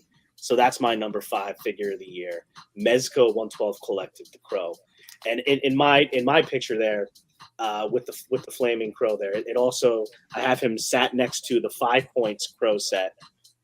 They don't actually come together, but I thought it looked cool. So, all right, moving along, number 4. Here we go, baby. Number 4. First off, Ryan's number 4. Oh, nice. Mezco Death Dealer. All right, Nice. Ryan, tell us about this epic figure, dude. So I got this guy still open and still lit up, but Nice. it looks like it marched out of the artwork. I think it's a great figure. It's a solid figure. Mezco kills the soft goods every time, and the only thing I will say that it wasn't higher is just the neck peg. I just don't like that you can't really move it. So I just turned the head and it's only lit, like the one eye is lit up. I just wish it had a little bit more articulation there. Yeah, so this is they'll do the, like, I'm a sucker for light up features, man. I love stuff like that. But he is similar. Ryan, I don't have Death Dealer, but he's similar to Dr. Fate, right? So that, like, Yeah. in the neck, so like there's no tilt, there's nothing like that as far as the head goes, which sucks. The light looks good though. How well does the light work? Oh, I can't really turn that off, but Well, in the picture you can see it pretty good. oh yeah. Yeah, So yeah. that was me. The reason his right eye looks like that is because I had to turn the head to get that stance. Mhm. So I mean, it's still bright as hell. It's the Krieg light up function, it just moves like it's just the stem. So this is the actual light up. Yeah. Yeah. Obviously, you know, because you got Dr. Fate, but yeah, Eric, it's just the stem for that. But that has a ton of accessories also. I feel like they always give you so much stuff. Now, so I'm not super, like, I know that he's from the Conan universe, right? I'm not super familiar with the character. I think the blue looks cool, but the Yeah. blue is not 100% accurate. Is that right? Apparently not. Okay. But so probably I would guess, Trevor, he was supposed to be like more of like a gray, right? I would bet. But I mean, even like the chainmail skirt, like that's massive too. It looks awesome. Yeah. All the way. Yeah, that's sweet, dude. Comes That's with sweet. like blood splatter and I guess they'd be orc heads. Oh, maybe flesh tone. Okay. Yeah, I if you're do- going classic Yeah. Frazetta, then yeah, it's more of a flesh tone. And that's what they're going for, right? Yeah, It's- yeah, it's from the still- Frank Frazetta. Yeah, that's basically what it is. And it was a surprise when they gave you the double jointed because I thought it was going to end up with the Conan single joint. Mhm. But real happy they changed that up. Really good choice. I know this was when he came out. I know it was a big deal, man. It blew up everywhere. This was just like a month and a half ago. Yeah. Maybe 2 months ago. Yeah. Are you a Frazetta guy, Eric? His artwork, yes, I am. All right, he's just a Frazetta creation. Okay. Yeah, yeah. Kind of a awesome. pale skin. There you go. Okay, yeah. I didn't know. Well, I mean, he looks cool. I would still be happy to get this figure, but I don't think you can touch him right now. Probably for less than 200, probably. Probably, yeah, I'd say yeah. around that. 200's about the going rate on him right now, I believe. Yeah. But I think it's still worth it. It's worth it. Okay, so maybe that's where the blue came from. Trevor says in one painting he looks a little bluish under the moonlight. So, Mm. and Mezco will do that, right? That's they'll mezcify a character or a face portrait or something like that. Mm. Cover Gallery comic this week only has one blue image: rest are human flesh or pale white color like a vampire. Mm. I would have been good with either one of those. Any final thoughts on the Death Dealer, Ryan? If you do get a chance to grab him, I mean, other than the neck peg, he's an outstanding figure, and that's just the one head portrait. He does come with an alternate head portrait. What does it look like? Is it still helmeted or? Yes. Let me break it open.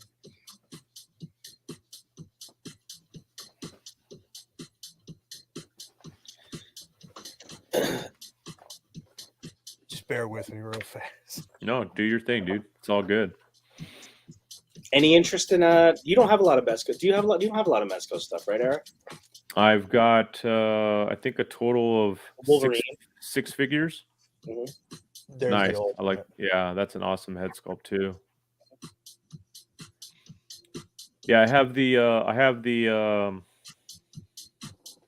the Michael Myers, the Ronin Wolverine, the blue and yellow Wolverine, which I just got, the Nosferatu,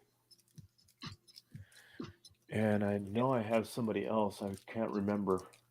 Rick, you gotta buy another Death Dealer so you can do that. Yeah. Yeah, exactly. Buy two of them. All right, next Yeah, up, Eric's number 4. let's go. Oh, 40th yeah. Anniversary He-Man. I'll tell you what, man. I never saw this coming. Tell me what went into this decision, man. It's all childhood nostalgia, like I said, which is probably 99% of my love for toy collecting. It's just all nostalgia, and this is just such a great tribute to such an awesome line that was introduced in 82, and being part of that world, and being 8 years old, and going to the toy stores and picking out my first 3 or 4 Masters of the Universe characters. I mean, it's just so cool, man. It's just so cool. And I mean, to be part of this toy community, and like I said, making so many great friendships, and actually getting to meet now I look at him as a hero to action figure fans like us, Nate Barch, and to know that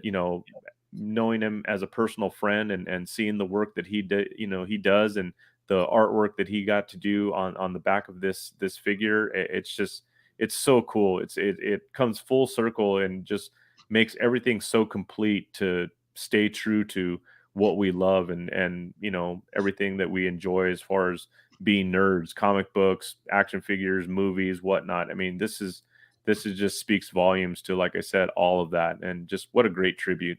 Like I said, and again, it's not about the super articulation. I mean, that picture I took of mine, I just kept him on card because I just think it's that cool. You know what I mean? It's just such a great looking figure, just standalone in the card package the way it is. It's just a great tribute. And yeah, that was my number 4.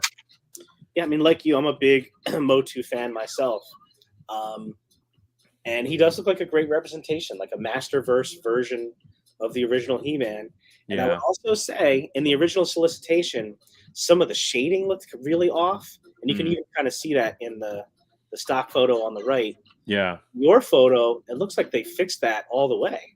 Yeah, he's like I said, it's a great looking figure, man. I mean, like I said, people will sit there and they'll pick it apart, and it doesn't have this, or the face isn't sculpted right, or the tones on the whatever they want to say. I did, like I said, it's just to me it's just a beautiful throwback, and just a nod to the old school way that these action figures came in package and how they looked. It's just, like I said, it just jumped out at you just how awesome they are. And just, yeah, this was the one for me for sure, for my number 4. That is a really great number 4. And I will raise you Nice. Super 7 Ultimates. Nice. Mumra the Ever Living. So, and this is also sort of a shout out to another. I feel like I'm like defending a bunch of companies that took a lot of flack this year.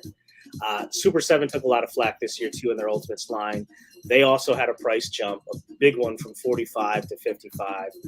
And listen, there's a lot of issues as far as the figures holding their value, which I don't really care about. But the thing is, if you're going to spend money on a figure, if you're going to spend $55 on a figure and then you could have gotten it for 35 later, whatever. Put all that aside. The Silverhawks thing aside, which also hurts my heart. So Super 7 is still a company that I really like a lot. Their presentation of figures is just amazing in the package. They're doing properties that I really love. They speak to a lot of my tendencies, like the bright colors, outlandish stuff, lots of accessories. And I am a big fan of the Thundercats line overall. I think it's we lost Ryan. Hopefully he pops back in. Yeah. But they also, Super 7 does a lot of attention to detail when it comes to the accessories. The old decrepit Mumras that they've made so far in this line are fantastic. Also top 10 figures for me. Ryan's trying to get back in. But this was one that I was waiting on. And in scale with the line, he's a massive figure. Yeah, I've heard about how big he is. That's awesome that they kind of upped the size on him to make him more accurate. Yeah. CJSM soft goods. It's nice. Everything's wired. Impeccable soft goods. He does come with Mamut, as you see there. So, because I love Thundercats, maybe the best cartoon intro of all time for my money. Oh, absolutely. I was waiting on this guy, so that's why it's Super 7 Ultimates, Mumra. It's definitely my number 4 there. Awesome pick, dude. Awesome pick. We're coming up on our number 3s here. I want to give Ryan a chance to get back in. Let me text him real quick. Chat here. Rich M talking about Death Dealer, great figure, and Chainmail. Yeah, absolutely. Hey, John, turn your music down just a bit. Yeah, we'll do. Right now. As a matter of fact, I'm going to.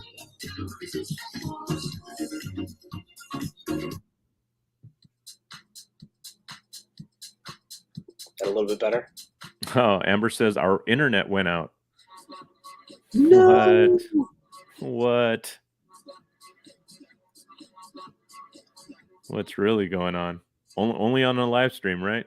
Yeah, only on a listen, this is live I was going to say live television. I guess it's not. Yeah, this is how we roll, folks. We roll with the punches. Boom, there he is. Baby. There he is, buddy. Dude, I don't know what happened. It just all of a sudden on my screen, you guys froze, and then it started doing the circle thing, and I said, "Oh, there it goes." Yeah, you're a little bit low too, actually. Can you hear me now? Yeah, you're good, dude. All right. Glad to have you back, buddy. Oh, sorry. All right. So now that we got you back, let's get into our number 3s.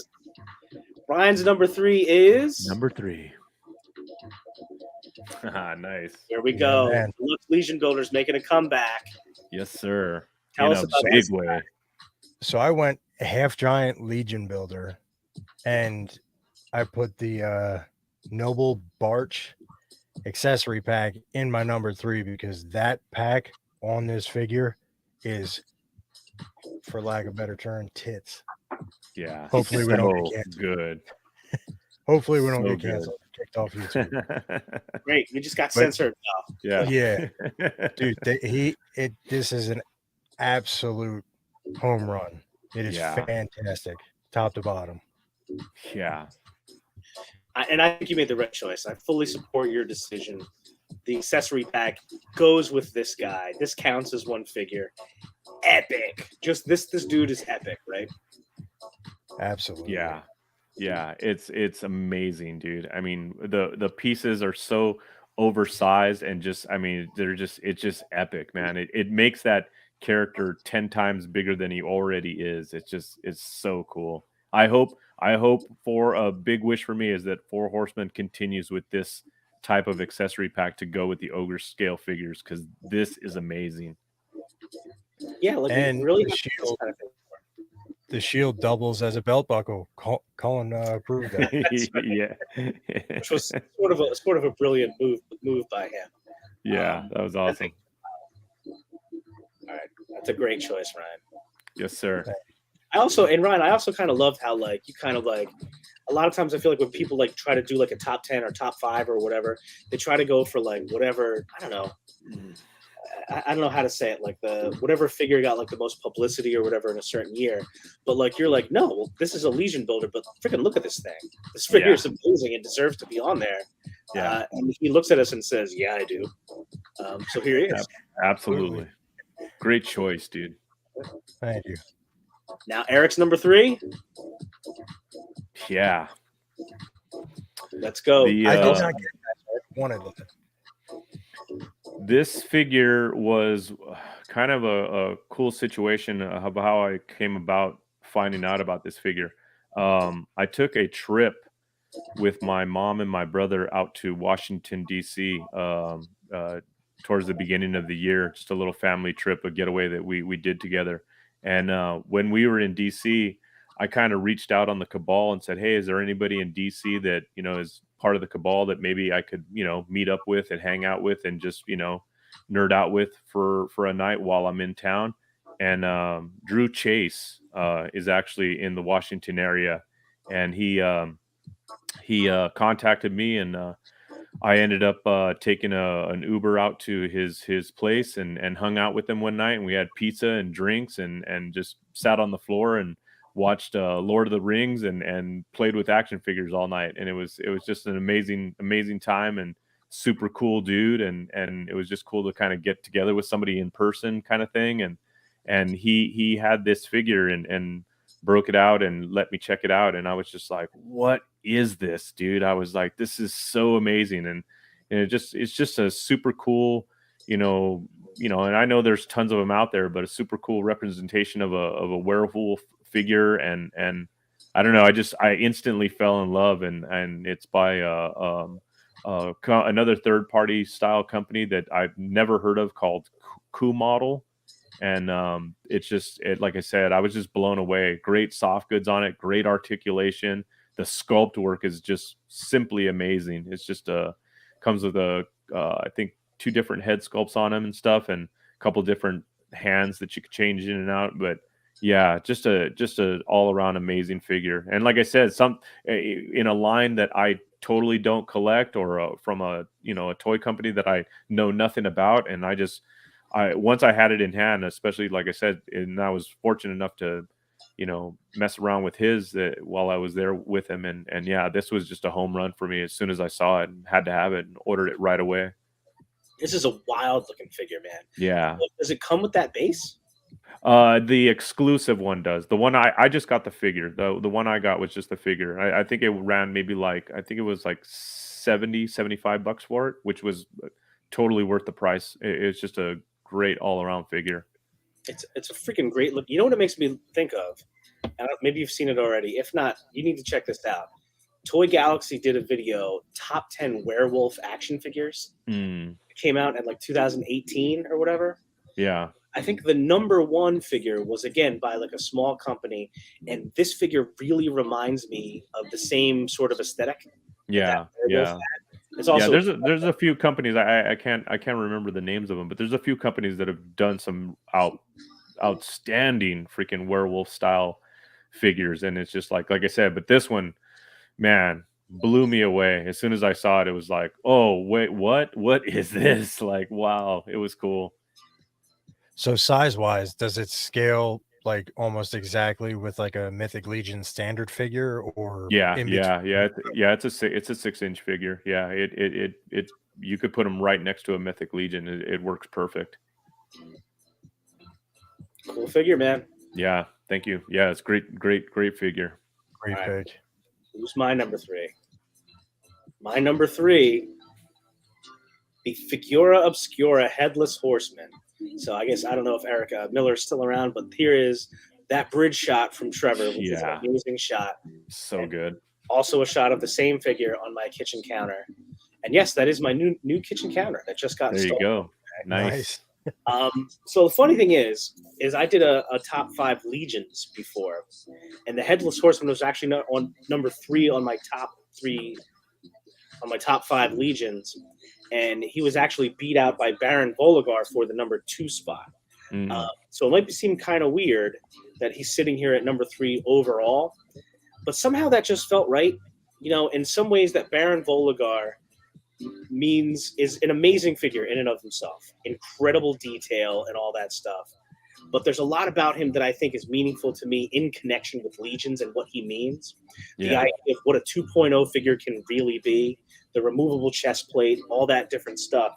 Whereas the Headless Horseman is just this epic release. It's just a sight to behold that I think, you know, a lot of the action figure community has just kind of like been like, what? You know, I mean, it really is its own thing, and it's just like, to that point, a lot of I've seen, I mean, tons of top 10 action figures of the year reviews on YouTube, and this guy is hitting like the top 3, if not the number 1 spot. And a lot of people it's like their first introduction to anything from Four Horsemen Studios, which, like I said, speaks volumes to how good this figure is.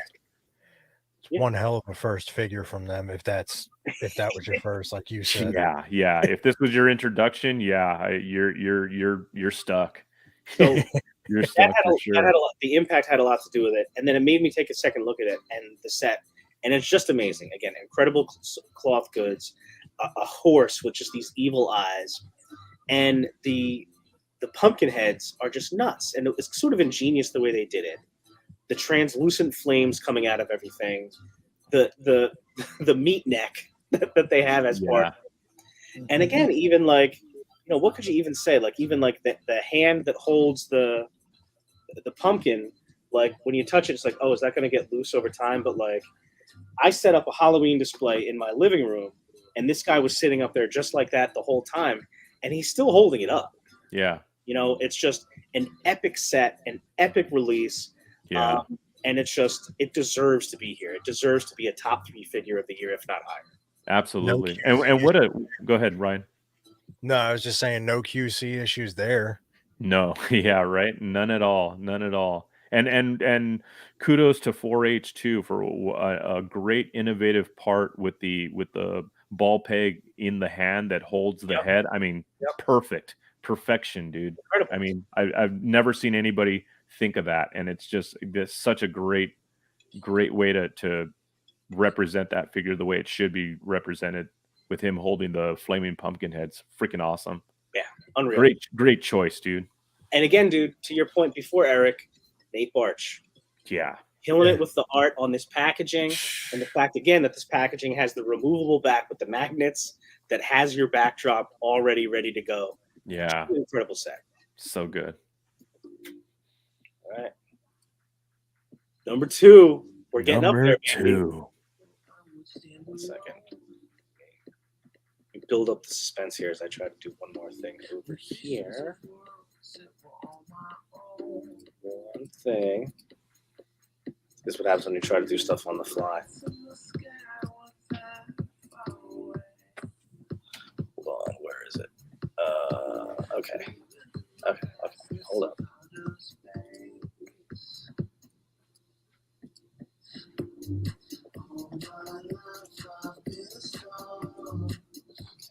All right, that's gonna work. All right. I was checking on something else here. Number 2 figure of the year from Ryan Gonzalez is nice, dude. Nice. Oh, and nice photo too. These are all Ryan's original photos for his figures. Ryan, tell us your thoughts. Please give us your thoughts on Alithia. She didn't beat out Bardrick for me, because for me, that wave, Bardrick stole it for me. Mm. But she's absolutely beautiful, sculpt wise, articulation wise, accessory wise. I love the fact that she has the extra arms. Just makes her more menacing when she's coming at you with all the arms. She's just gonna slice and dice and drain you dry, essentially. I didn't put the sash on her because every time I try to put the sash on her, it just looks terrible. Yeah. And I can never find a good way to put it on her. So I just left that off. But other than I like that, I dude, like the way you did it. I like the way it without it. I love the stand, man. This is a great Mhm. photo. Yeah. but I can't take all the credit because Bill did that and I just stole it from Bill. It's beautiful. Have to remove that. Yeah. So credit goes to Door Player. Nice. Very nice. I love this whole wave. It's a great figure and a Yeah. great choice, man. Beautifully terrifying figure, man. It's so good. All right, we're getting close now, guys. Woo! Yes, Eric sir. LeBron's number 2 figure of 2022 is Galactus. All right. Yeah, Get dude. Let us tell us your thought process on this one, Eric. Man, I mean, you know, when you've collected action figures for 35 plus years and you've seen it all come and go, especially in the 1/12 scale size, to have a more accurate representation of an, you know, bigger than life size character such as Galactus, and to do it in this scale with the amazing articulation, the amazing sculpt work, the paint apps, everything about this figure, it's just so well done, man. So well done. It's just an amazing figure. And this photo is credit to our friend Greg Root Scale. This is actually his display in one of his cabinets. Before he actually redid it, but this was one of the first ones that he did. But yeah, it's, my God, it's such an amazing figure, and it's so huge. It's so massive, and it's a spectacle to look at. And it's just, you know, like I said, to anybody who's ever been in, you know, action figure collecting or had a love for anything comic book style or wise, I mean, this is, like I said, this is just breathtaking. Such a cool figure. Yeah, to me, this is Galactus is sort of what I think a HasLab should be. Right? Yeah. Yes, there's been a Marvel Legends Galactus. There's been a Build-A-Figure Galactus. Mm-hmm. And obviously there's no such thing as an in-scale Galactus. Yeah, but they all pale in comparison to this. I mean, even size-wise, I mean, it's just so massive. It's ridiculous. Yeah, he's nuts. He's a child. He's a small child. Yeah. And the fact that he comes with the multiple heralds. Yeah. I think I prefer the Walgreens Silver Surfer. That's actually the one I'm going to use with mine. Yeah. Yeah, and I got Galactus in the box, literally right in front of my desk here. I still haven't opened them yet. Yeah. It's, you know, dealing with the home renovations and stuff. I just don't have the room to spread out and really sort of like open them up and enjoy them. But yeah, and I've seen a lot of in a lot of top tens and stuff. People are just like, he's got to be an honorable mention because how can any figure even compete? You know, easily. Yeah, you'd have to be living under a rock to let this guy pass as an honorable mention, or at least one of your top tens in this year's figures. Yeah, and I didn't get the Sentinel, but I do have the Galactus, and yeah. And like the HasLab stuff, I've passed on tons of HasLab projects, but as soon as I saw this, I was like, that is a win right there. Yeah, he's a list by himself. Yeah, he's absolutely. I do have an extra Sentinel. Don't try to tempt me. No, we're making deals, folks. We're making deals. No. Listen, fantastic choice. I went a different direction with my number 2. And I went with Mezco 112 Collective Atticus Dude. Nice. Good choice. Listen, I said it a million times. My favorite lines are Mythic Legions, Super 7 Ultimates, and Mezco. Mezco 112 collective figures very much speak to me. They have a very premium feel. They're like mini Hot Toys. The cloth goods, the accessories, and this, I keep doing this wrong, but this guy in particular is just so fun. And like, not all Mezcos have this quality where I like feel like I can pick him up and mess around with him all the time. And I feel like I can do that with him. He doesn't like, he hasn't been on a shelf in months. You know, he's just around, and like he gets picked up and brought different places. And the whole occult thing is fantastic. Just so many like cool, like wacky, innovative things. Like that's what's underneath his hat is an eyeball that which is also removable. This release was just incredible, and Ryan, I'm so excited to open my Necroverse version of him. But Atticus Doom, which came out very early in the year. I don't know, man. This figure is just incredible. He comes with a ton of amazing accessories. I also did pick up the accessory pack that came out after that. But honestly, you don't even really need the accessory pack to take advantage of how cool this guy is. He's got two incredible heads. He's got this skull head with the crazy brain with an eye underneath the hat. And he's also got a Cthulhu head, for crying out loud, which is that's nice. He's got stands for some of the effect pieces that make it look like all kinds of crazy, like dark sorcery stuff is going on. There's a tentacle that you can have coming out of like the magical like ether. I don't know that I've seen a combination of like premium soft goods, high class feel, combined with a bunch of accessories, but with a figure that I'm not afraid to mess with and play with and do stuff with. And he's so good for photos. I just don't have enough good things to say about this guy. And a lot of times I think Super 7, a lot of companies go overboard with like all the millions of hands.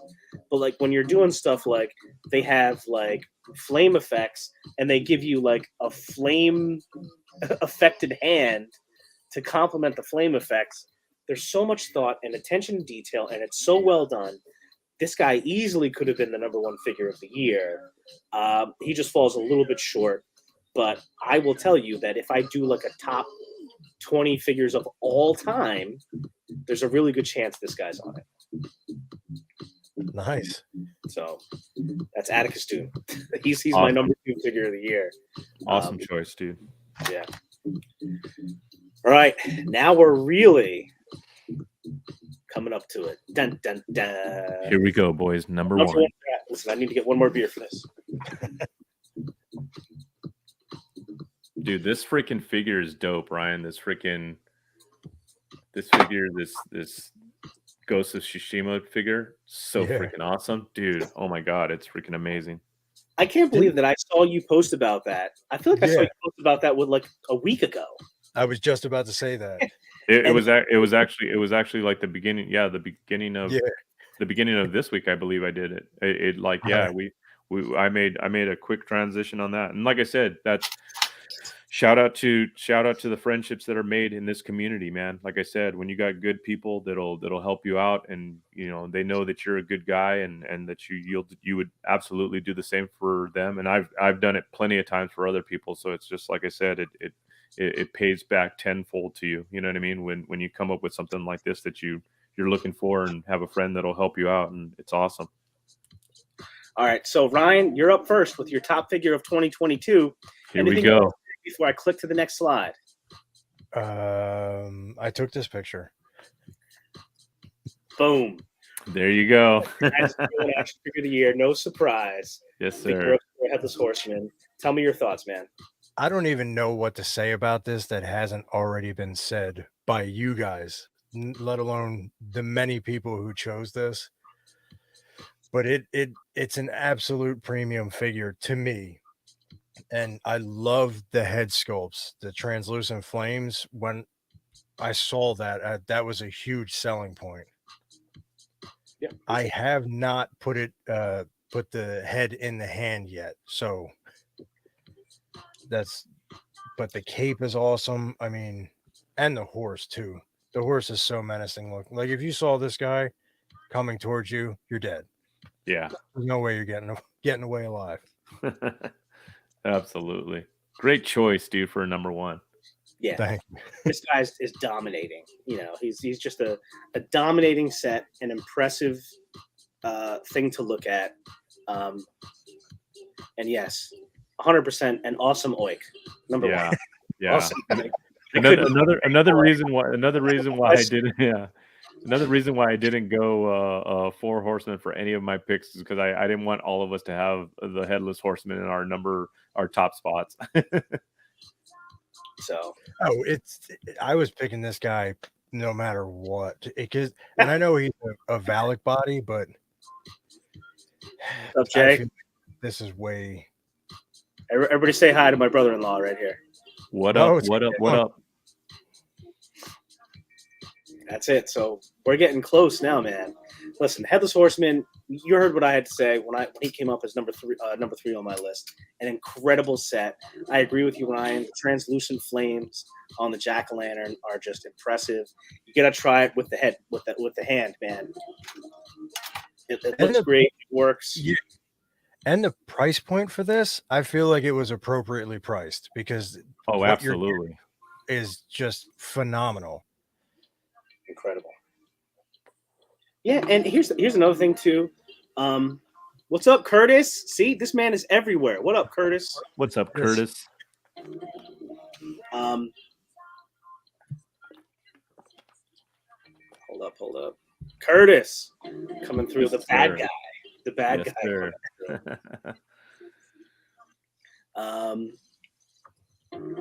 That would be pick. Awesome pick, man. Hey, awesome pick and awesome pick.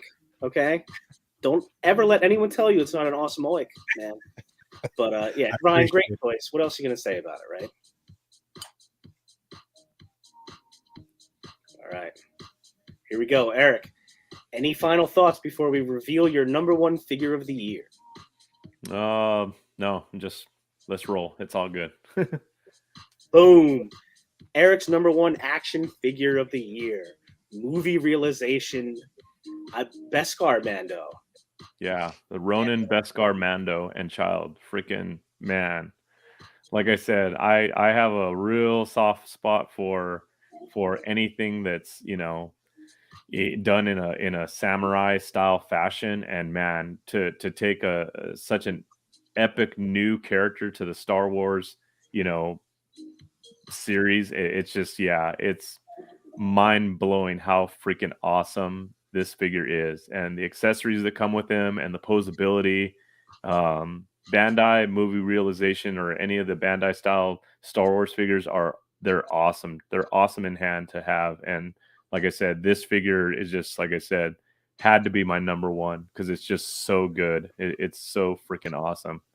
Yeah, and I know Bill from Dorclair loves this choice. This was number one, I think, on the 50 to 100 list. He breaks it up. I love how he breaks it up. The different price points to each one. Yeah.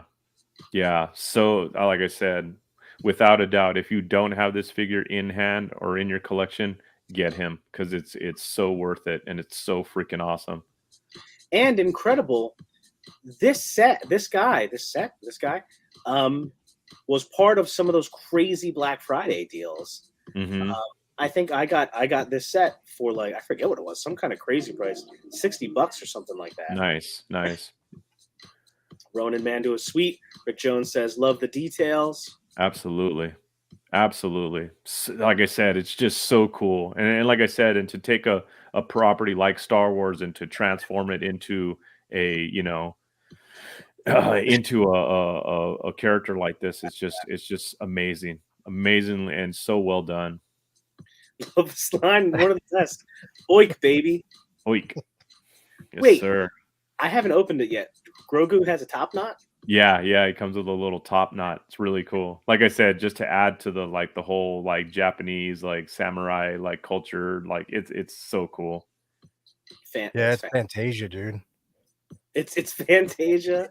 It's it's freaking all of those things, man. Freaking awesome figure. One more thing real quick. And of course, kudos to Trevor Williams for that amazing shot that I thought to utilize during this Trevor's all over program. downtown. Oh crap! Where is this at now? Sorry. So I was trying to.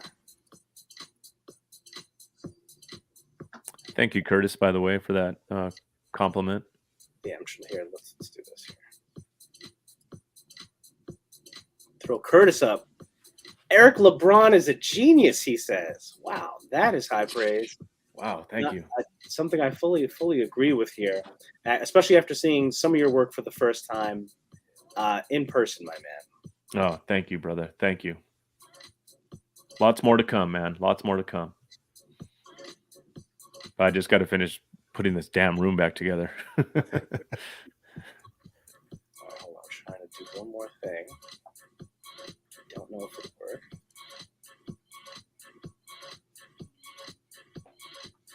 That's that.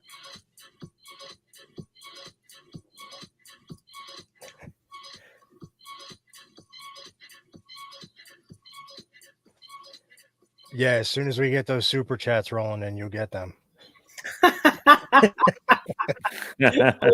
Hold up, Trevor. I already bought your calendar. I thought we were giving Trevor free promotion here to our Totally. millions of followers here. All right, so You guys hang up your calendars? Yeah, I'm looking at mine right now. It's right behind my computer.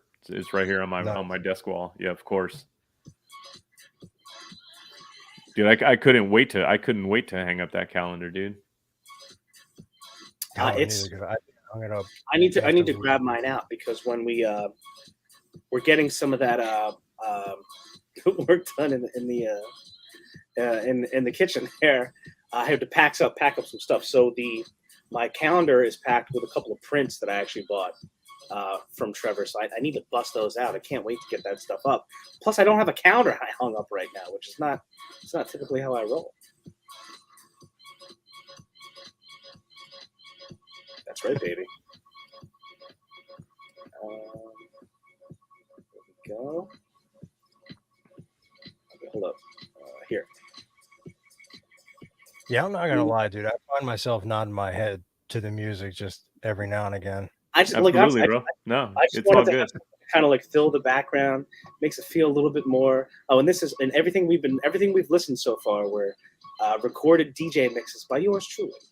Nice, dude. Nice. Nice. This is your stuff, huh? Yeah, I used to be a house DJ for Sushi. Yeah. Nice. Here's my Awesome. number one figure of the year. Nice, dude. Mythic Legions, Alethea Wave, Alethea. I absolutely, positively adore this figure. She is the queen of the vampires in Mythic Legions. I love vampires anyway. I love everything about her, the detail, the colors, the articulation, all the crazy new accessories, the crazy headdress with the arms that all move, the chained accessories, the CJSM soft goods, which are wired and are like a shiny purple color. And she basically started my channel. It was because that I received my first shipment of the Alethea Wave, and this figure in particular, when I pulled her out and I was like, I need to tell someone about this. I need to talk about this figure. So that's where it came from. It's one of those figures that you can just get lost in the details. The more you look at her, the more you see. Exactly. She's an incredible figure. She's a sight to behold. And she's a menacing, evil, sexy vampire lady. Yeah. Like, this is it. Like, this is I didn't think that she could be beat when I pulled her out of the box. I was right. She was my number one from the moment I saw her. That's my number one figure of 2022. Nice pick, dude. Great. Nice. Great choice. Yep. So that's our top 5 each. And again, I didn't do any other Mythic Legions in like my honorable mentions because I didn't want like anything else to be spoiled. But there are plenty of other figures that could have made a top 5 Valak could have been in there. Baron Volgar could have made it in there. Alder the Moose could have made it in there. Afarius the Centaur could have made it in there. The unknown one easily could have been a top 5 figure for me. Absolutely fantastic. I adore the unknown one. Yeah, he was one of my original top 5 picks. Was the unknown one for sure. There's a boxed version here. I prefer the skeleton skull head. And I'll say again that as far as the unknown one goes, I'm typically like an ostentatious guy. Like I like metallics. I like vac metal. I like bright colors. I like all that stuff. And yet what spoke to me about the unknown one was that the color was just a little bit different than anything else that I have on any other figure. And it's like this blood rust. Some people have called it chocolate wine. Yeah. An amazing color choice for the armor on that figure. So good to look at in hand. But friggin' awesome. And there's a bunch of others I could have mentioned. But I'm very happy with my top 5. Alithia is definitely my number 1. Is there anything else? Any other figures that you kind of guys wanted to shout out? Alithia thoughts? Anything you wanted to say there? For the honorable mentions, of course, a lot of the, like you said, just not to repeat what you just said, but a lot of the Mythic Legions figures that have come out this past year from the new lines that have been released, there's some amazing figures. From my point of view as a customizer, all the new body parts and things that are available to us now, that's where my kind of nod to those action figures that have come out this year for that particular reason. It's just like I said, it's so good to have new parts available to utilize in the custom work. Yeah, I would also say too that that in addition, a Mythic Legion, and here, you talk about more stuff. I would say that my line of the year is Mythic Legions, right? That's my favorite line. But I have to give, I've given a lot of love to Mezco tonight. They deserve a little bit more because Captain Nemo is a fantastic figure, like absolutely great figure, great soft goods. His soft goods that have that pleather material, great accessories. Love Captain Nemo. Love the Killer Bee Krig. He was fantastic. I also like that there wasn't an onslaught of Mezco until like the end of the year. I know we're waiting on a lot of stuff, but the fact that I got Atticus Doom, Captain Nemo, and then like Killer Bee Krig like in the summer. But other than that, there wasn't really, unless I'm missing something, there wasn't anything until the end of the year when we got Theodore Sodcutter. Oh, I got to give a shout out to Theodore Sodcutter. Teddy Sods, as I like to call him, he's here too. Well, he doesn't have a head right now because I was messing with him. But another great, fantastic figure. I'm so excited to see what else comes from Gangrene Estates. I was checking out the comic book that comes with Theodore Sodcutter. It's like a full comic book, and the comic book plays out like a creep show, like the movie, where there's like three different vignettes, 3 different little stories, and he sort of acts as like the crypt keeper. That's fantastic. I can't wait to see what else comes from Gangrene Estates. That's pretty cool. Did you jump on the wait list for the Gremlins? I did, and I saw that some people's were converting already. Actually. Oh, nice. Yeah, so I'm starting to wonder if that's going to actually happen here. All right. Sorry, I was trying to. I had one more thing I wanted to give a shout out to. Best action figure review. So I wanted to give a shout out to what I think was the best action figure review of the year. Of course, my screenshot's not coming through, but I can at least talk about it. To me, this one was easy. It was Dork Lair's review of the Headless Horseman. Dork Lair got the reveal on that. Hands down, my favorite review of the year, and I watch a billion reviews. I remember the day that Headless Horseman dropped. we knew that there was going to be a Figura Obscura release. It was October. A lot of people were thinking maybe it would be a Headless Horseman.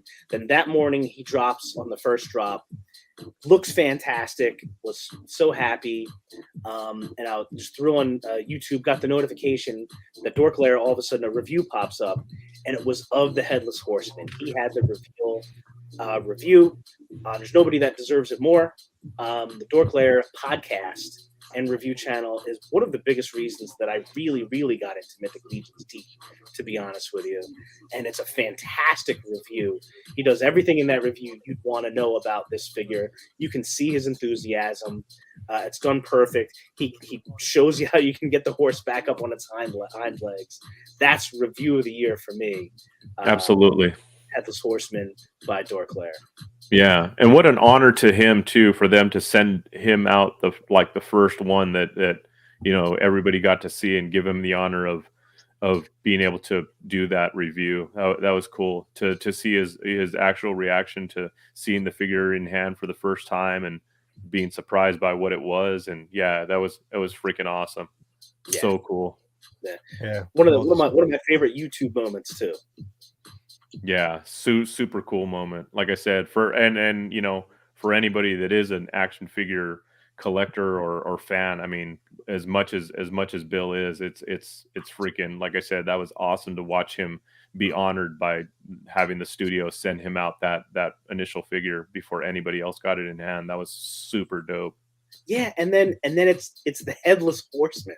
Yeah, you know what I mean. It's gonna be like, yeah, it wasn't just like a Legion builder or something. You know what I mean? It was like, wow, like look at this. But epic, completely epic, freaking awesome, man. Just freaking so cool.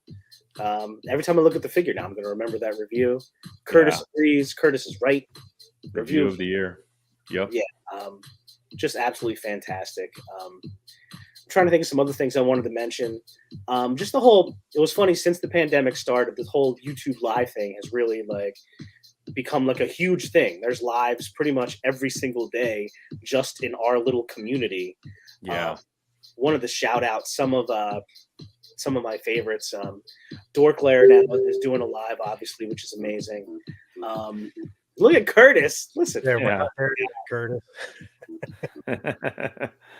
Where's the super chat button? I guess I don't know. I guess I have to enable them. I guess it didn't even occur to me to do that. We're not that cool, Curtis. Eric, you're really cool, man. You're a genius. Ryan, you're really cool. I'm just here to let some of these incredible thoughts out. I need to get these thoughts out of my head. Not as cool as that jacket. Yes, I'm just happy I got to use it again. Yes, sir. I didn't know if I would have the opportunity to. You have matching pants and or shoes to go with that. Oh, I'm not wearing pants. That's what I was going to say. You get dressed up to go out. Do you have the silver shoes to match the blazer? No, but that would be a great birthday present. That would be a great birthday present. Dork Lair's doing great lives. Of course, I would be remiss if I didn't mention one of my favorites for Monday nights, Legion's Lounge. Fantastic. Trevor, Nate, and Bill joined the show too very earlier in the year. Thank you very much, J/Charles. I love Legion's Lounge. I think that's a great show. I just absolutely love each one of those guys are just a little bit different. You know what I mean? Trevor's got he's the host. He's got the salty, humor. Nate is the nicest guy in the world. Bill is the investigator coming through with the stuff. Love Legion's Lounge. There was a moment where they were talking about Trevor at G-Con, and they were like, "Oh, stand up," and Nate stood up and he was waving at everybody because. Oh yeah, that was freaking great. Mixed up. Mm-hmm. Yes. Yeah, that was an awesome moment. I was totally in the room on that one. Yeah, they're gonna have freaking. That's awesome. What an honor, man, to have Cornboy on your show or on shooting the show. That's badass. Shout out to Curtis, man. Curtis, he's all over the place, man. First of all, great customizer. I saw some of his great work at Legion's Con, and he is literally on every show, every live. He's coming through. He's either financially supporting it or he's on the show. Yes, sir. So check it out. anybody that checks out the replay of this show or is watching, check out Shooting the Shelf with Jesse Arnold, also blowing up. Jesse, who wasn't even into Mythic Legions like 3 years ago, went to Legions Con 2021, I think, without even being super into the line, and now is all the way into it. He's a fantastic customizer. He does like 50,000 shows now and has insane guests on, like freaking Cornboy from the Four Horsemen tomorrow night. So check that out. Awesome. That's awesome. Curtis is Kudos also to Jesse with the Cabal rings too. If you guys Oh, want to yeah? know those. Yeah, I saw Walter's post about it. I still don't have a Cabal ring. I got to get in on that next time. Nice. Also, shout out to I don't know if Casper's still here, but 2022 was the first year of Legion's Lair, which Michael Casper and Brad Jones started, which was a fantastic idea, where they do a show just in the Mythic Legions Cabal, where they just talk to one Mythic Legions fan, talk about their, how they, their collection, how they, what their thoughts are, their favorite figures, their least favorite figures, how they keep their figures. That was another great one. Definitely great shows to go back and look at if you've never seen them before as well. I mean, to go back to the very beginning, and kudos to them on their first year, man. What a successful year they've had. It's freaking awesome. Such a good show. All three of us have been guests. Yes, we have. I don't remember, right. Eric, what number? I know that I'm number 4. I was number 5. Yeah. I was number 8. I came right after Jeremy Gerard, so I had to come strong on that one. Yeah. And Curtis loves Trevor. We all love Trevor. Yeah, who doesn't? Come on. Trevor's a great guy. Says, what am I seeing here? Just want to make sure I didn't miss any of these. Yeah, I gotta get back on that show, and I gotta get back on the lounge with Trevor and the guys as an actual guest. I've popped in in a couple of their shows and just real quick, like for some commentary, and then popped back out. But I'd definitely love to be a part of both of those shows, especially the lounge. Also, hi, Mom. My mom in the chat. Hi, Mom. Hello. My mom. Just a bunch of grown men talking toys. That's right. Hey, listen, she has actually given me toys for Christmas before. So listen. That's awesome. And on top of that, what's funny is, so I'm basically a pack rat, like half a hoarder, right? And then we had like a family text chain. Right, we have a family group text, right? And so we were talking, and my mom does this. God love her. She'll send texts to us like random mornings, just like little gifs saying, "I love you all, have a great day," or whatever. And the one this morning was like, "Do whatever makes you happy." So I responded to everybody and said, "Wait, so I should buy more action figures?" And my wife, who's also in that group text, is like, "Don't encourage him. He's being a hoarder, sitting around, right?" But then my mom is also a huge Mariah Carey fan and has tons of Mariah Carey stuff.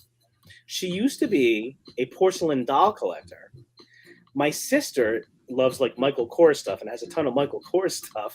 So it finally dawned on me, it's in my blood. Yeah, that's right.